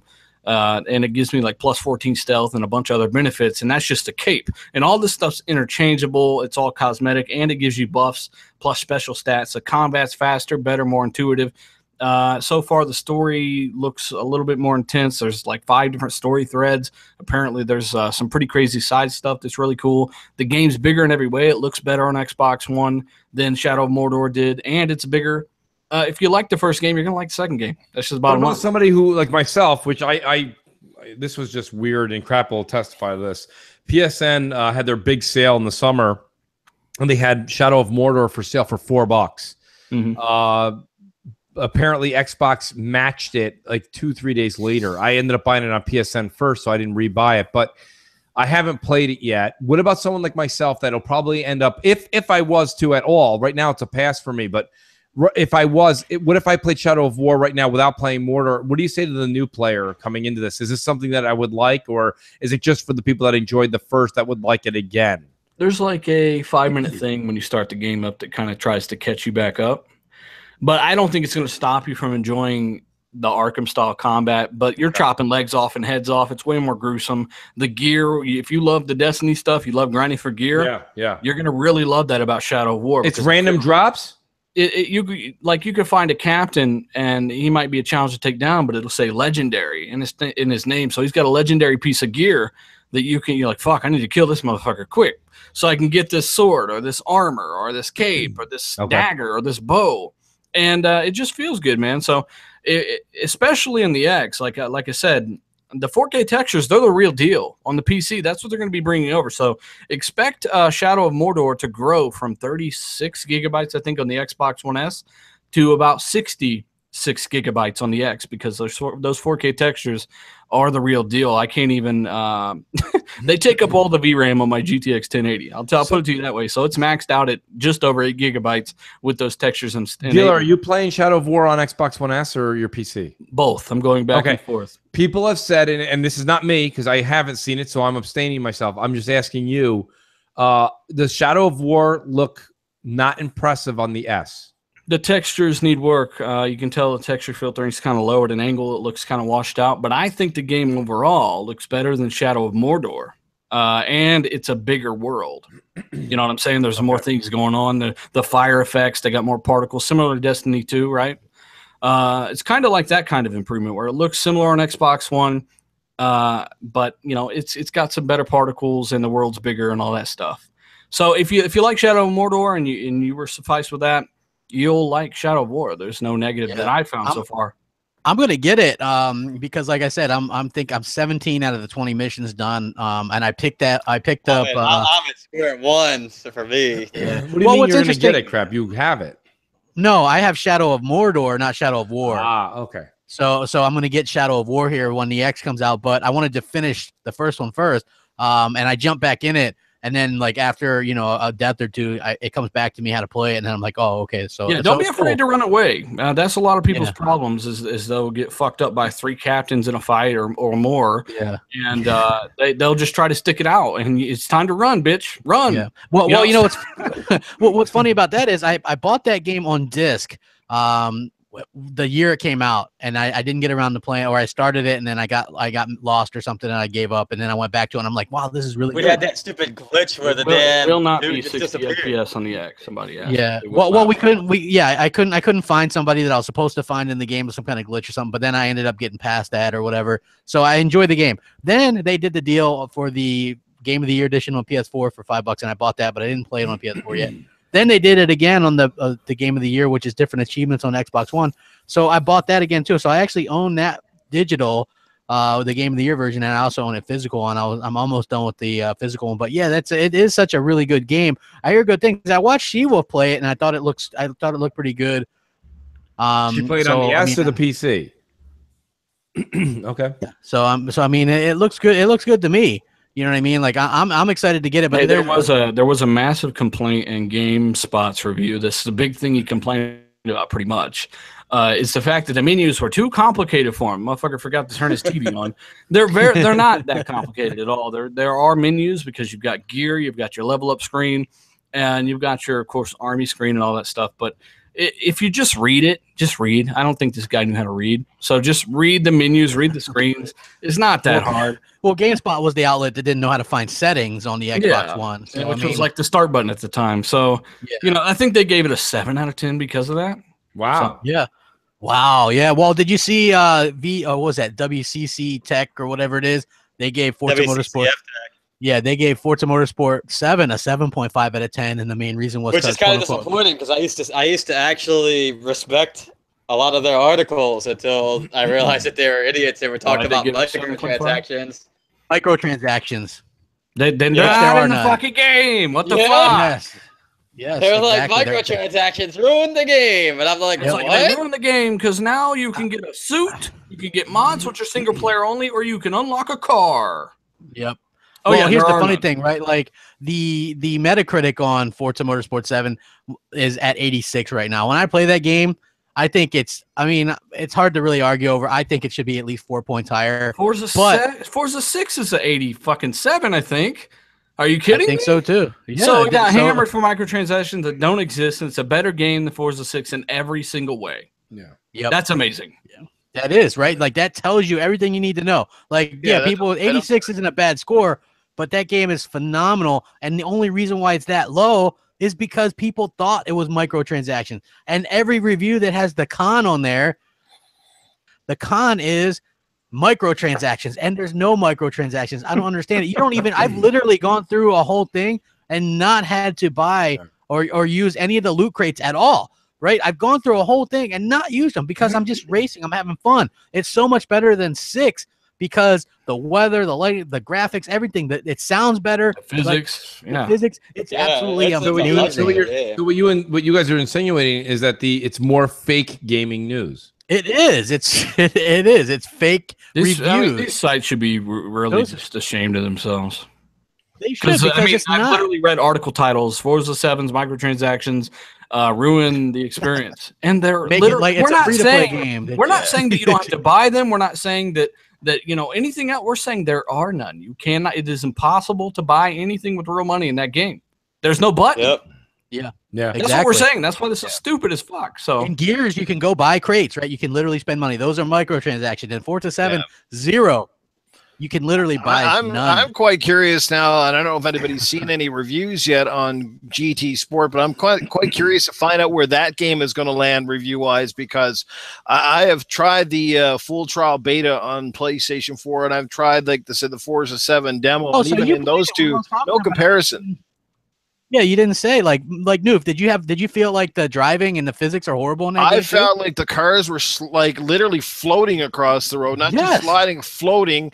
I found that the car models themselves look pretty solid. Like I can't complain there too much, but I found the environments look washed out. They look flat. I don't know, like just the whole game just didn't seem right. The sound was different. There's just so much. Like it's still a decent game. I won't come out and trash it, especially considering I haven't played the full thing. And there's plenty of options still there for car aficionados. I mean, it's Gran Turismo through and through. You can't complain there. But I'm quite interested to see where it's going to slide on the rating scale, because obviously the diehard Sony people are out there saying, "Well, this game blows Forza away," and like there's just, I'm sorry.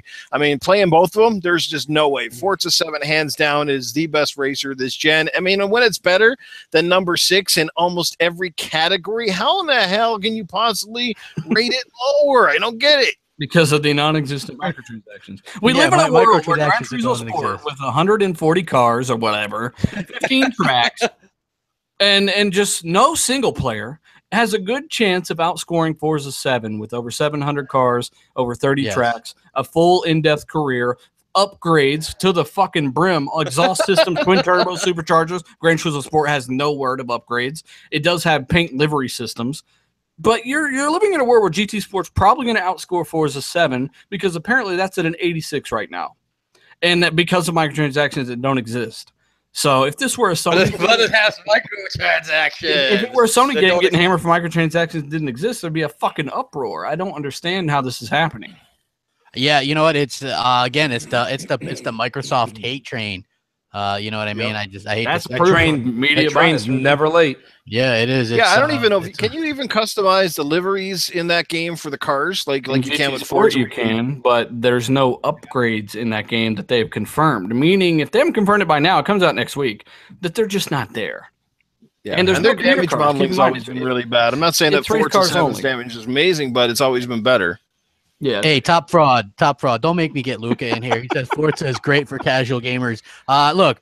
Gran Turismo is great for casual gamers because you just slide across there and there's no physics. You bump something going 150 and nothing happens. It's like, you know what I mean? Like, well, Top Dog loves Forza because he turns all the assists on and it's great for him. He's a casual. But you can turn him off, Top Dog, just so you know. Turn off auto brake and auto steer and all that shit. Turn your TV on and actually play the real game. And you'll see that the physics are way better than anything. I'll go over and say that Drive Club is far better than Gran Turismo Sport. Yeah. Damn, well, you know what? That's hard to believe. That is, man. But, hey, I will say props for Gran Turismo. For somebody in the chat said Top Dog also said 4K assets aren't real. Oh, okay. Oh, Top Fraud. Come on, guy. That's bad, man. Jeez. 4K assets aren't real. If 4K assets aren't real, then how come the upcoming Xbox One games on the X are going to be way more to download than the PS4? I can guarantee you when the Witcher patch comes out, it's going to be more than 140 megabytes. Yes, I mean, come on, it is. It's going to be insane. You're saying you can't fit upgrades on your textures or anything at 140 megabytes? Come on. No, you can't. You can't. Not only that, it didn't even really do anything. And in some places, I watched the thing. It looks even worse. You know, crap. This is what I'm kind of seeing, and it just keeping with the whole Falls Games lineup. Like Red Dragon he didn't just tweet up, but he tweeted out earlier today. This is what I've been seeing about Shadow of War, and this is why I asked you guys are playing it. You'll be in the middle of a huge fight, he says, with enemies all around. It then jumps to a cutscene, and when it ends, everyone is dead. So jarring. And I've seen so many people. He's not the only one. I'm just saying Red because, you know, a lot of people follow Red. They know who he is. But, like, my point being is, like, so many people are telling me there's a lot of technical issues with forget the whole microtransactions and all that stuff. Put that aside. Like, again, myself personally, I agree with everybody. Like Dealer had said earlier, that doesn't bother me. When they have that stuff in the game, that option is out there for everybody to either buy or not buy. That's up to you. That's a you problem. But when the game isn't acting right, or the textures don't look so good, and you got to wait till the X because the X is maybe the preferred one. When I see all this stuff going on, I'm wondering, is there something wrong with the game? And I mean, do you guys have a problem with that, or what he's saying? You guys that doesn't bother you guys? What game are we talking about? Shadow of War. Oh, Shadow! I don't have Shadow of War. He had a glitch where it went to a cutscene, it came back, and everyone's dead. Everyone was dead. Yeah, everyone was. He said it's happened a time or two. So I don't know. I've got about 12 hours in. I haven't experienced no issues. Okay, that's good. No, it's good to hear. I was actually very surprised because it runs very well on both Xbox and PC, and it's a UWP game. And it doesn't have any glitches. I feel like I'm playing a console game when I'm playing it. It's very consistent. And there's no bugs or hitchings that I can find. So I don't know, man. Looks great though. No, if you're saying it, that's fine. Completely. Hey, I'm looking forward to getting it. I'm just gonna pick it up after the X releases, just because like I've already got a ton of stuff coming out. Just play it like fucking February when there's nothing to play. Let me know. Yeah, that's exactly right. More towards the leaning of that Call of Duty is going to be fixed up on the X. Sledgehammer Games said the Xbox One X is incredible. This is, again, we've already seen the leaked box that says it's 4K enhanced and all this stuff. I mean, you'd have to be an idiot not to think that this thing wouldn't be upgraded anyways. I mean, major games like that are going to have an update no matter what. Yeah, well, I mean, this is good for me. Like, I'm looking forward to it. You know, like not that I care so much. I mean, it's not. The gameplay, I guess, is most important with a game like this and a smooth 60 FPS. But it's happy to see this because I get asked this question a lot. Hey, crap, do you think Destiny and Call of Duty are going to get enhanced on the X? Like, seriously, that is like the #1 question that people ask me about. Yes, like you said, every single major game is going to need enhancements. That's a Destiny 2, that's Call of Duty, that's everything. So, yeah, Mike, both okay. Like, all the evidence points to 100% yes. If I had to guess, I would bet everything I own on both these games getting X enhancements. Here's the thing too: the X dev kit is also an Xbox One and Xbox One S dev kit. They are unified. So, of course, when these studios upgrade their dev kits to the X, there's no point in them not making one. It's just that's one of the Xbox One X's secret weapons over the Pro. It's going to be so much easier to make stuff for, and that's why you're going to get better patches and more of them. Yeah, exactly, 100%. So like Mooch, are you looking forward to getting the X patch on that on your Destiny? Absolutely. I mean, isn't that why we're kind of all jonesing for November 7th? I mean, here's the thing, and this is something that I've been a bit of a blind eye to. Like, you know, dealers sitting there with a capable PC. Hellhammer's got one, and you have one, Crap. So you guys have all seen it. I have very good friends of mine that have amazing PCs. They only play on PC. So they put mega money, anywhere from $3,500 to $5,000 into their PCs. They game full time on that. That's their hobby. That's their life. And I've seen it, but I've seen it like sporadically, like not very often. I pop in every once in a while, check it out. I'm like, that's pretty cool. I'm very excited to see the difference. And I mean, someone like myself, who everyone's, you know, I was getting bagged on and ragged on in the beginning of this show for playing Destiny for so long. But for someone like myself that's been watching this game for the past month transpire and playing the last one for so long, and now being able to see maybe on November 7th and November 8th when they launch that, to see these textures pop. I mean, I'm very excited for something like that. I mean, I'm more excited about the 4K textures than I am about anything else. Anything else. And I mean, I don't know. 4K textures, Mooch. I didn't get a chance to check out the topics because I was handling something. But did you add in there the thing that I put on Twitter yesterday about Shadow of Mordor or Shadow War? What was it? Shadow of War's 4K textures max out the GTX 1080. Oh yes, I saw that. Okay, so what this means? Why is this important?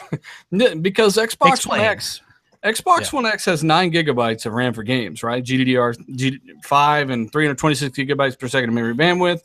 So that means that Xbox One X, along with higher level cards like a GTX 1070, a 1080, you could do like a 4 or 580, but those things are over $300 right now because of the mining.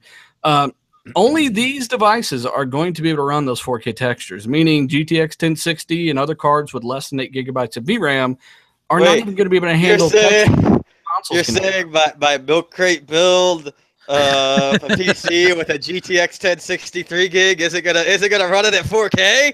Well, it might do 4K 30, but you're not getting the same textures the Xbox One X is going to have because Shadow War's texture pack uses, like I said, 8+ gigabytes of VRAM.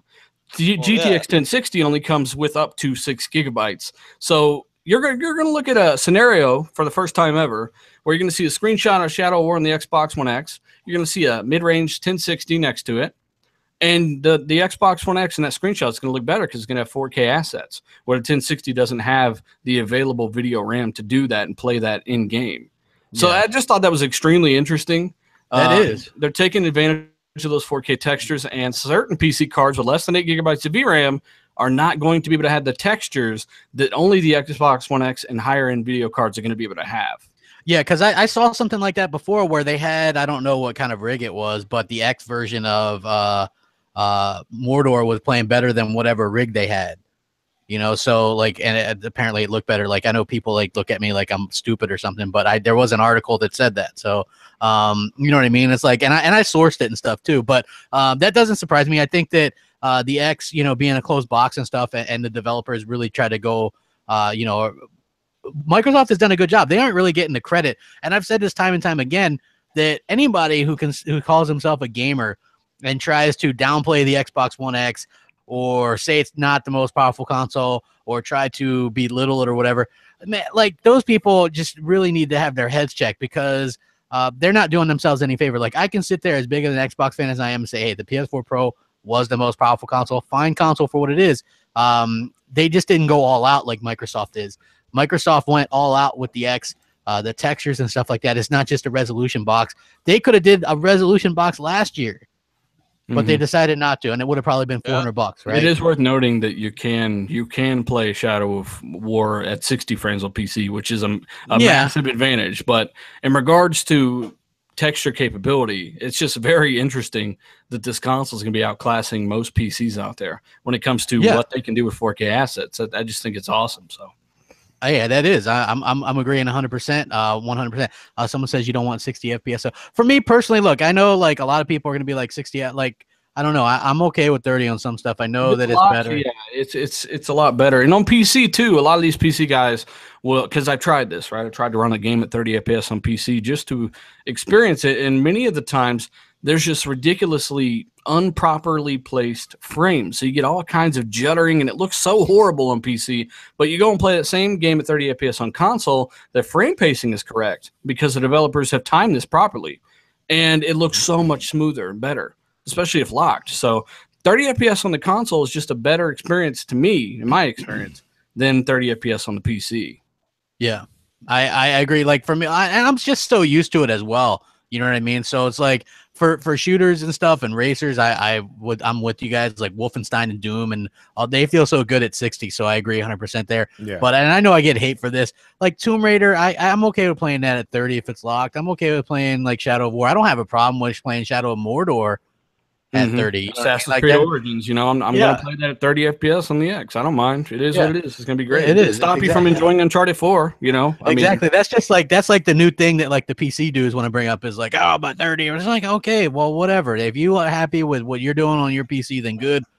Leave me alone. Let me enjoy what the hell I'm doing on my X, man, because I'm excited and like clearly like just by the amount of videos that I do. And I told everybody when that thing was announced, I was going to be shoving that up everybody's ass for a year, and I have. So congratulations. I was a man of my word. You know, 100%. Have we gotten any confirmation crap that we're going to see a new upload studio? I have heard that. Mikey Barra said something about that. I think that's a huge deal, right? They want to have all these content creators, and I don't mean just us. I'm talking about like some of those big wigs out there, the Rad Brad and these guys all playing on X. If you want to have them out there doing that and capturing the footage, isn't it really, really key to have upload or have this thing the capturing in 4K being available all on day one?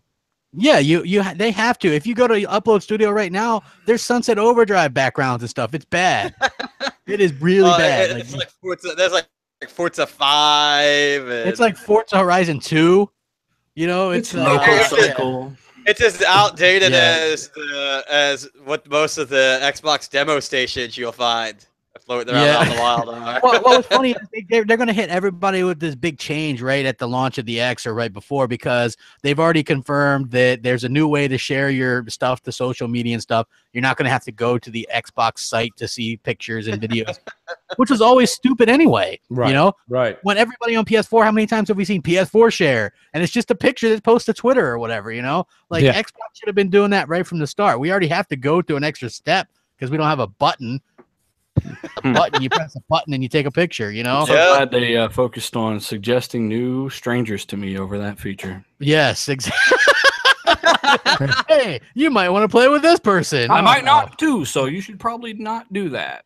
Yeah. So I mean, look, I think we're about to be inundated with a big change with the UI and all that stuff, 100%, because it's gonna be able to do 4K 60 capture and stuff. So they're gonna have to like do some changes and stuff. So I would fully expect them to kind of announce this stuff very, very soon, and not too damn late either, because man, it's like they stopped. Like it was better than anything out there for a time. Remember when they introduced like the green screen? Remember who's that dude? Mooch, you know what I'm talking about? Older guy used to do that was Big Kahuna. Big Kahuna. I haven't heard from that dude in forever. But yeah, he used to do the Big Kahuna. Shout out to him. Hopefully he still listens to a lot of shows. He used to do these little like videos and stuff where he was like on a ship, and it was like they were cheesy, but they were funny because you could do like the green screen stuff behind you and stuff. Like that was really far advanced. I like Kahuna's rants, man. He did some really good rants. He went off on a tangent on anyone who hasn't looked it up. Look up Big Kahuna on YouTube. He's very entertaining. He was a true gamer, man. He didn't take part with all the console war stuff. Great guy. No, good bringing him back up. A lot of people that did YouTube. A lot of people are still around. They fade out or whatever. I'm not sure if he does anymore. Yeah. So, but I know he's still around, but I don't know if he's doing YouTube.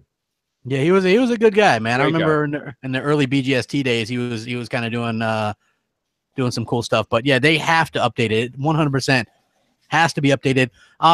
Dealer, did you see that article on DualShockers about the Rise of the Tomb Raider dev who was talking about the game? He said it was the highest fidelity version on the X. Yeah, it's kind of weird because they did Nixus, right? They did develop the PC version as well, and they said thanks to their first ever 4K signal, native 4K signal, they were able to get the highest fidelity out of the Xbox One X version. That's just super. I don't know. That's odd because the PC version does have a native 4K, but I don't know how they've signaled that out or how that works or.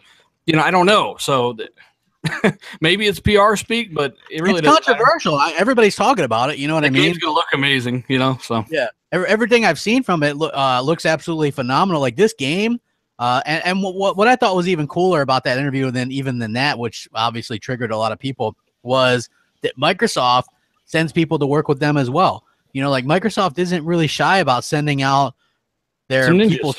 Yeah, exactly. They send them out there to kind of work with these developers and get things working nice and smooth and looking great on the X. And I think that's very important for people to note going forward, is that not only is this thing super easy to develop for, but Microsoft is very helpful and things like that. And I think that even though people go, oh, it's just old games, not everybody's played the game, right? Like even if that game has sold, let's say 5 million combined everywhere, how many gamers are out there, you know? And are going to think, hey man, I'm going to play that game. It's $25 right now, or $20, right? Right.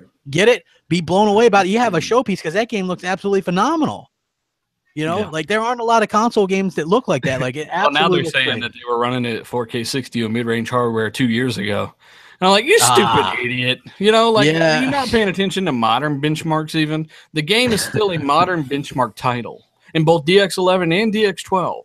And they're doing that because it's still demanding to this day. So, you know, just like a GTX 1050 Ti now is a good GPU for their builds that are trying to be $500. When in reality, the X is about 2.5 times more powerful than the GPU, almost 3. So, yeah, you might want to get the fuck out of here with that shit. Yeah, so I mean, I'm excited to play through it. I actually have the DLC still to go through on that, so I'm kind of excited. Well, I did one of the pieces of the DLC, but there's more than that as well. Which, hey, by the way, Mooch, I meant to tell you this, but Resident Evil 7 is on sale on PS4 with all the VR stuff as well. You know, here's the thing about that, and don't get me wrong. I think when you say VR, that we said this 2 weeks ago on MNC Mornings, VR is fantastic for jump scares, and there's probably no better jump scare game than RE7. I'm going to say this, okay? I'm not playing that fucking game in VR, dude. Are you out of your mind? Yeah, I played the demo, and I was like, no. Dude, I got a 65-inch television set in my family room playing that thing, okay? In all honesty, and I'm like 12 feet away from the thing. It still had me fucking cringed up, shoulders up to my ears, freaking the fuck out from this game. There's no way I want that dude, whoever the dad is, Frank or Freddy or whatever they call him, up in my grill when I turn left and right. Are you out of your mind? I mean, there's no way that's even happening. There's no way. Fucking, the molded, you know? And yeah. Exactly. And then when you get to that part and you're going down the stairs for the first time into the basement, fuck that. But you know, in all honesty, if that is something that really you love, RE7 is what VR is all about. So yeah. I will say, if that's your thing, that's fine. I think the game is scary enough from 12 feet away from your TV. Yeah, I'm not knocking it. I'm gonna play it, man. I'm waiting for the X. It's one of those games. Yeah, you're gonna play it on the X. You're not playing that in VR. Yeah. Oh hell no. No way. He wants those achievements. No. Well, here, listen, right? Like Hellhammer was playing this horror game in VR where these little rabbits were coming up behind him, and he got freaked out. Was like, "Whoa, I'm done." You know, the only way you could play RE7 in VR is if you hooked it up in the middle of a church in the middle of the day. There's no way you're playing it anywhere else. Okay? That thing is freaky as it is, like I said, from 12 feet away in a fucking television set on your couch, and your couch being against the wall where you know nothing's coming at you, let alone where you're just looking left and right. VR is fantastic for jump scares, and I'll say that. Yeah, it is 100%. Or like space stuff. Like I said, I was doing the Apollo 11 stuff, which was really cool. And again, it's like $7 or bucks or something. Like you got a kid or whatever. It's a great learning tool. Just saying, it's like actually it is. It's like it has like all the speeches from JFK and like all the it's pretty cool. Like and you don't have to actually play it. You can just experience the whole thing. But there are parts where you can play and stuff. So hey, good news for you UK folks. If you pre-ordered the Xbox One X, if it's available, I forget which store it is, but it comes with Quantum Break, Halo 5, and Forza 7. For free. All enhanced titles too. So yes, like that is awesome. I wish they would have done well. Even if they would have gave me those, I own all that crap, so wouldn't have done really much. Would have been nice for you to have those digital copies. Well, I have. Yeah, wait, I have digital copies of some of it. Yeah, you're right though. It would have probably been nice to have like all of that stuff digital, but hey, it's still all good, man. I'm excited. So if you're in the UK, that is. But also, there's this going on. Retailers are saying that the Xbox One X is in much shorter supply than the Xbox One was at launch, even though there's heavier demand for this apparently. What's your guys' thoughts on that? Do you guys think it's kind of I don't know. I think it's weird. Like, remember the Elite controller where they underproduced it? Like, it took me a year before I was able to get one. I don't think this will be as bad, but do you think it's Microsoft... obvious that they didn't expect such demand? The pre-order selling out in fucking 2 hours, and the next round of pre-orders, they're out in the first several hours as well. I mean, they didn't expect it, and there's a lot of Xbox fans waiting, and even a lot of Sony guys already jumping ship, according to the comments of most of my videos anyway. Well, though the legit ones, hey, they're all doing it. The Omagazios and the who else? Nicolikios and the Top Dog. All these guys, right? They're all buying Xbox One X's. They just aren't admitting it. You know what I mean? Yeah, they're saving up right now. They got the pennies and shit in the jar, and they're about to trade in their stuff because let's be honest, if you were a gamer that switched and got a PS4 simply because it had better resolution or performed multiplats better, you're gonna do the same thing. This is a much bigger difference from what you was bragging about for almost a half a decade. So, real gamers, fanboy BS aside, they know what they're getting with the X. They know it's a fantastic value proposition, and why wouldn't you? If you can't afford to get one, by all means, then go get one. You're going to get a hell of a good system. And like I said many times before, this is the tip of the iceberg, guys. This is not like, okay, whatever we see this year, that's the be all end all for the X. Trust me, things are only going to look better as the devs have had lots of time to play with the kit, as they start, building games from the ground up. They start looking at ways that they can improve it more for the X version. At least that's what I think. And you'll certainly see Microsoft take really good advantage of that with their first party products. Yeah, their first party stuff's all going to be 4K. So I mean, we already know that. And like they said, the X was designed to run anything at 900 to 1080p. Currently at 4K. I mean, that's not saying that they all will be that, but it could. All first-party games are native 4K right now, so yeah, that they are delivering the native 4K vision. As Phil said a million times, developers can do whatever they want, and hopefully they do what I do even on the PC. If I can't get ultra settings at 4K, then I will just lower the resolution. Yeah. I mean, that would be nice as well. Did you guys see this? It was kind of funny because PUBG is probably going to go to PS4 eventually anyway. But there's this petition up where people, not only do they want PUBG on the PS4, but they don't want it on Xbox One. Right. Like, I understand, like, asking for it to come to PS4, right? But it's like it shouldn't even be on Xbox. Fucking fanboys, man. Jesus. And I saw this other tweet come across my thing, and someone's like messaging. He's like, "It's bullcrap that PUBG is X-Bone, quote unquote, exclusive. PS4 should have the game. It's the best console." Like, and then when you read the petition, it's like, there's 60+ million PS4s out there. It's ridiculous that Xbox One gets the game and not PlayStation. You're gonna want a good online service. It's gonna have 100 people in one server. Hey, you're not gonna want to play this shit on PSN. So Sony might be able to hold their servers up long enough for people to get half a game through on that. Hey, like here's the thing, right? Like, it's gonna eventually come to you. Like, why is it that people say the Xbox One has no exclusives, right? Oh, Xbox One has no exclusives, but every time you get a console exclusive, whether it's Sunset Overdrive, remember the Titanfall petitions? Like, thousands of people signed that. Sunset Overdrive, thousands of people signed that.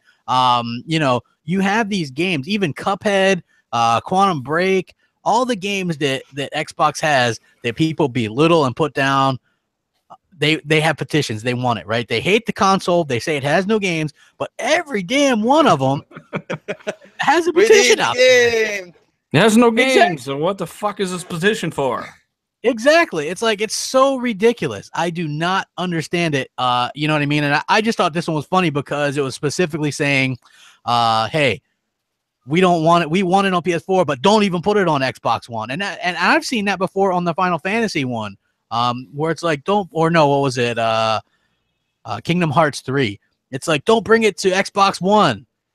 It should stay on PlayStation and Nintendo platforms. Like, what the hell is the point of that? Like, what are people thinking? I don't understand that. I know it's kind of a bit of. They're not thinking. I don't ever want to sign that petition. Smack yourself in the face. You're the worst example of a fanboy. This generation, for sure, man. We would never go and sign a petition saying, bring fucking The Order over to Xbox. Stupid and right. What an idiot you look like when you do that. This is stupid. Yeah, I can't stand it, man. Like it's one of the worst things. I know people are like, but crap, you're a big fanboy and stuff yourself. I prefer Xbox, but if I wanted to play a game, I'm not gonna not get it. You own the fucking PlayStation. Yeah, and they won't buy an Xbox. Yeah, that's why I own it. So I will never understand that. I think it's absolutely ridiculous and funny at the same time. Hey, we want the game, but don't put it on Xbox too because they suck. You know what I mean? Like, come on, you know? Yeah, well, people are just ridiculous, and I think a lot of that. I mean, it just makes no sense, like at all. Exactly, that's what I'm saying. I mean, I don't really have nothing to say about that because, I want to say something about it, but it's just there's no sensical statement about it. Because why would you make the petition like that? Because I actually read that the other day too, and it literally talks about all the potential PlayStation 4, blah blah blah, 60 million, whatever. And then it's like, but don't put it on the Xbox. So it's what? They're gonna put it on the 60 million and just ignore the additional 30. Don't put it on the Xbox so I can have that fucking bullet point on my fanboy card. Yeah, despite the fact that Microsoft is sending people over to work on the game and they're publishing the game and they're advertising the game. November 7th can't come soon enough. I mean, I said this a long time ago, man. You want to talk about pushing this thing to the very end of 2017? Everything is going to change soon. Everything. We've said it right there. You guys kind of said an earful right there in the past 10 minutes. It's true. A lot of the PlayStation people that went PS4 was because they saw the PS4 was going to be a stronger box for the same amount of money. And now they're like, well, wait a minute. For the next 3 years, that's the stronger box over there now? I don't want less of a game. I guess maybe I'll trade in my Xbox One day one or my PS4, and I'll go get this. And that's how a lot of casual gamers, a lot of people in the chat and this whole Twitter war and the YouTube stuff that's going on, that we kind of lose track of it a little bit because we've drawn a line in the sand and took a side. But a lot of people that are out there are like, no, wait, if I'm going to go spend $60 plus tax, okay, I'm going to have the best game in my house. And if that happens to be on the Xbox One X for the next 3 years, and I believe Microsoft learned its lesson because the people that are there now are the same people that are going to be there when the Xbox 2 comes out. They're not going to ever be undermined in power. Again, I got to give credit to Next Gen because we can all say that now, like, oh yeah, of course now. But Next Gen was one of the first people I remember saying back in the day. He said, he heard that Xbox is aware of it, and this is before Scorpio even was really announced, and they'll never be undermined again. And that's the thing here. This is moving forward, going to be the precedent for Xbox and the staffers. Oh yeah, you get absolutely destroyed over a few pixels. That's common sense. Now, you're never going now. I've said this forever as well. Performance is more important now to people than it's ever been. And they absolutely do care. And there are absolutely a ton of people that will blow with the wind. And when they see the staggering difference between what they were used to in 2013 and the X, that's right, they will buy the X. Agreed. And that's, like I said, and that's without other amenities. You're going to notice reviewers being like, man, everything, I didn't know how slow this stuff loaded on the PS4 and PS4 Pro until I played the X version. There's going to be a little shit that they're going to start noticing. Yeah. And you're not going to want to go back. I don't even think that's little. I think loading, that's a huge bonus. Yeah, load times is a huge thing. That up in an argument, though, these idiots don't know exactly the difference, right? They have to feel it. And it's just one of those things. The X itself is one of those things you're going to have to see and play yourself to understand. I agree 100% because it's funny because Hellheimer plays on my old launch PS4 and I have the Pro and he was watching me play Crash Bandicoot and he's like, man, that loads much faster on the Pro. Like it's going to be even better on the Xbox One X. Everything's going to load incredibly fast. The thing is that people push load times and stuff aside. They're like, oh, well, how many times you see that, right? But I mean, look, if you're a busy person or whatever the case may be, those extra couple of minutes of load times you get throughout your game, it's less time you're playing your game. That's one death in Witcher alone, a couple minutes. I mean, loading up the Witcher on the Xbox, and literally, I can start that thing up, go make a drink, a sandwich, some fucking coffee. Yeah, I can come back and it's still only like 80%. Hey, Jeremy Smith in the chat had a good question. What does the Xbox One X Scorpio Edition come with? Anything special, games, etc.? It does not come with anything special aside from a free stand. All other editions of the Xbox One X will not have the stand included. Yeah, the Great Scorpio deal in edition the UK though. Did you guys check that one out at that place in the UK, giving away to three Where the hell games? were you, Noof? We talked about this. Yeah, His Canadian internet must have went out there. yeah, dude. Yeah, like if you get it in the UK, man, you get Quantum Break, Forza Motorsport 7, and Halo 5, which are all enhanced games. The hell of a deal right there. Yeah, like it's for free. Dude must really be lagging to be getting that part of the conversation. I know he just heard that from like 20 minutes ago. So yeah, that's interesting. Also, Microsoft Yeah, Brain's announced just 3 new catching up Xbox to the rest of the podcast here. That's how far back I'm lagging. Yeah. It is. Microsoft announced 3 new Xbox One S bundles. These are $279. I would expect that to be the new price going forward. There's a Halo Ultimate Collection bundle, which is Halo 1, 2, 3, or the Master Chief Collection and Halo 5. And then there's a Minecraft one, and then there's a Rocket League one as well, which is weird but cool. I mean, I'm sure that'll probably do okay for them. Nice to see them do bundles. I'd like to see them do a little bit more custom stuff, but still really cool to see them kind of fighting a good fight with the S. I think that's a great console in and of itself. Like if the other one's good. I would say the S is probably probably one of the best consoles, like design wise, that come out. Yeah, the absolutely. one that has the 3 months of 3 months with Xbox Live Gold, is it? And then they give you 3 months of the Game Pass as well. I think that's a pretty good proposition.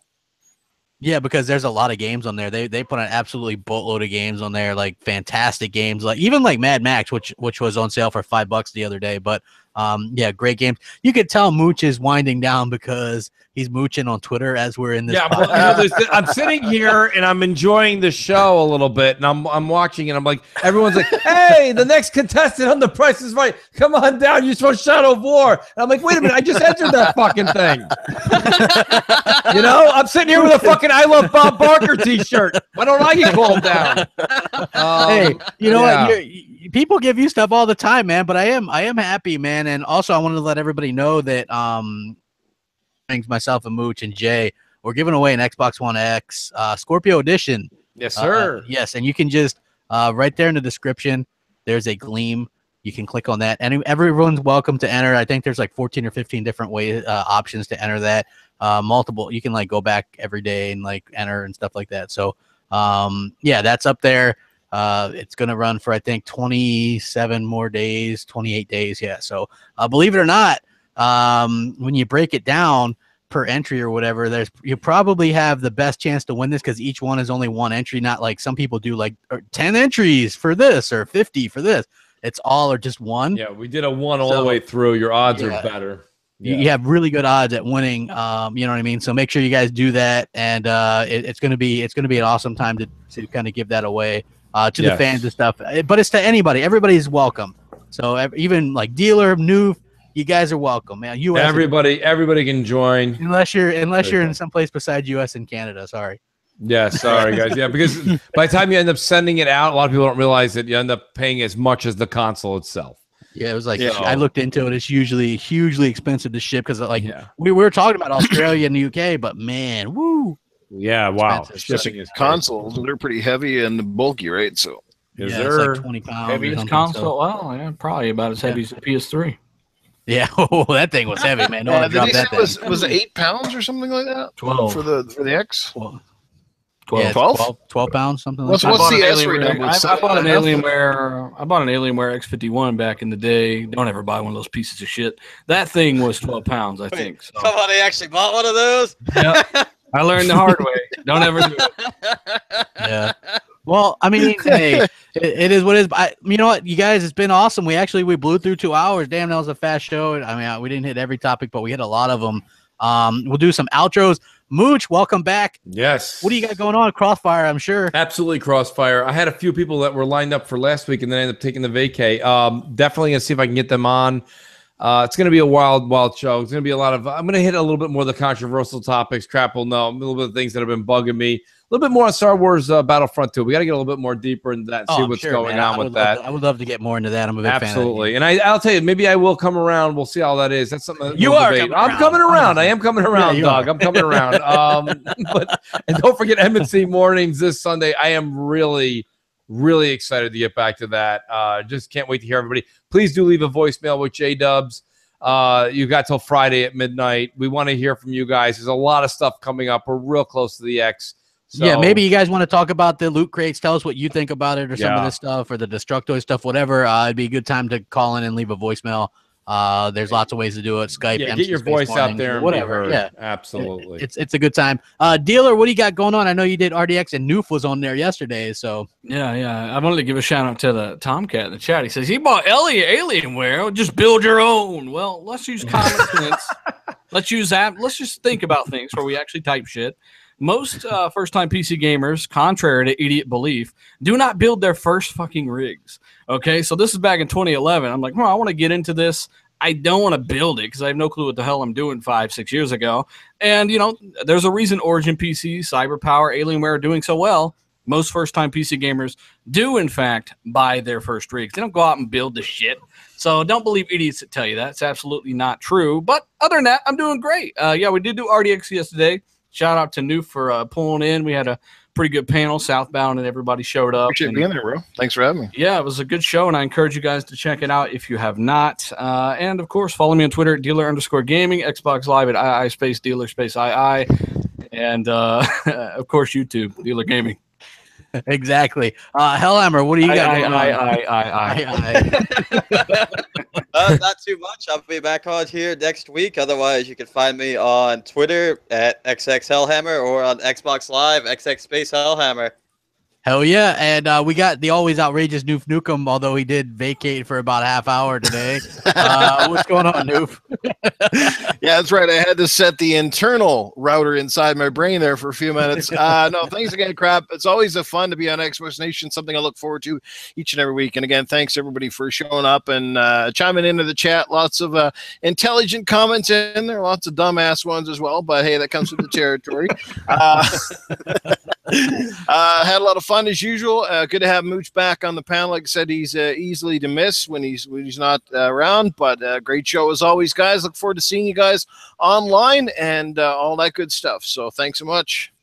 Absolutely, and we'll catch you guys Friday on Crossfire. It's going to be a good time. And again, MNC Mornings, make sure you guys set your alarm clocks for that. Wipe your eye boogies, all that good stuff. We'll catch you guys later. Rack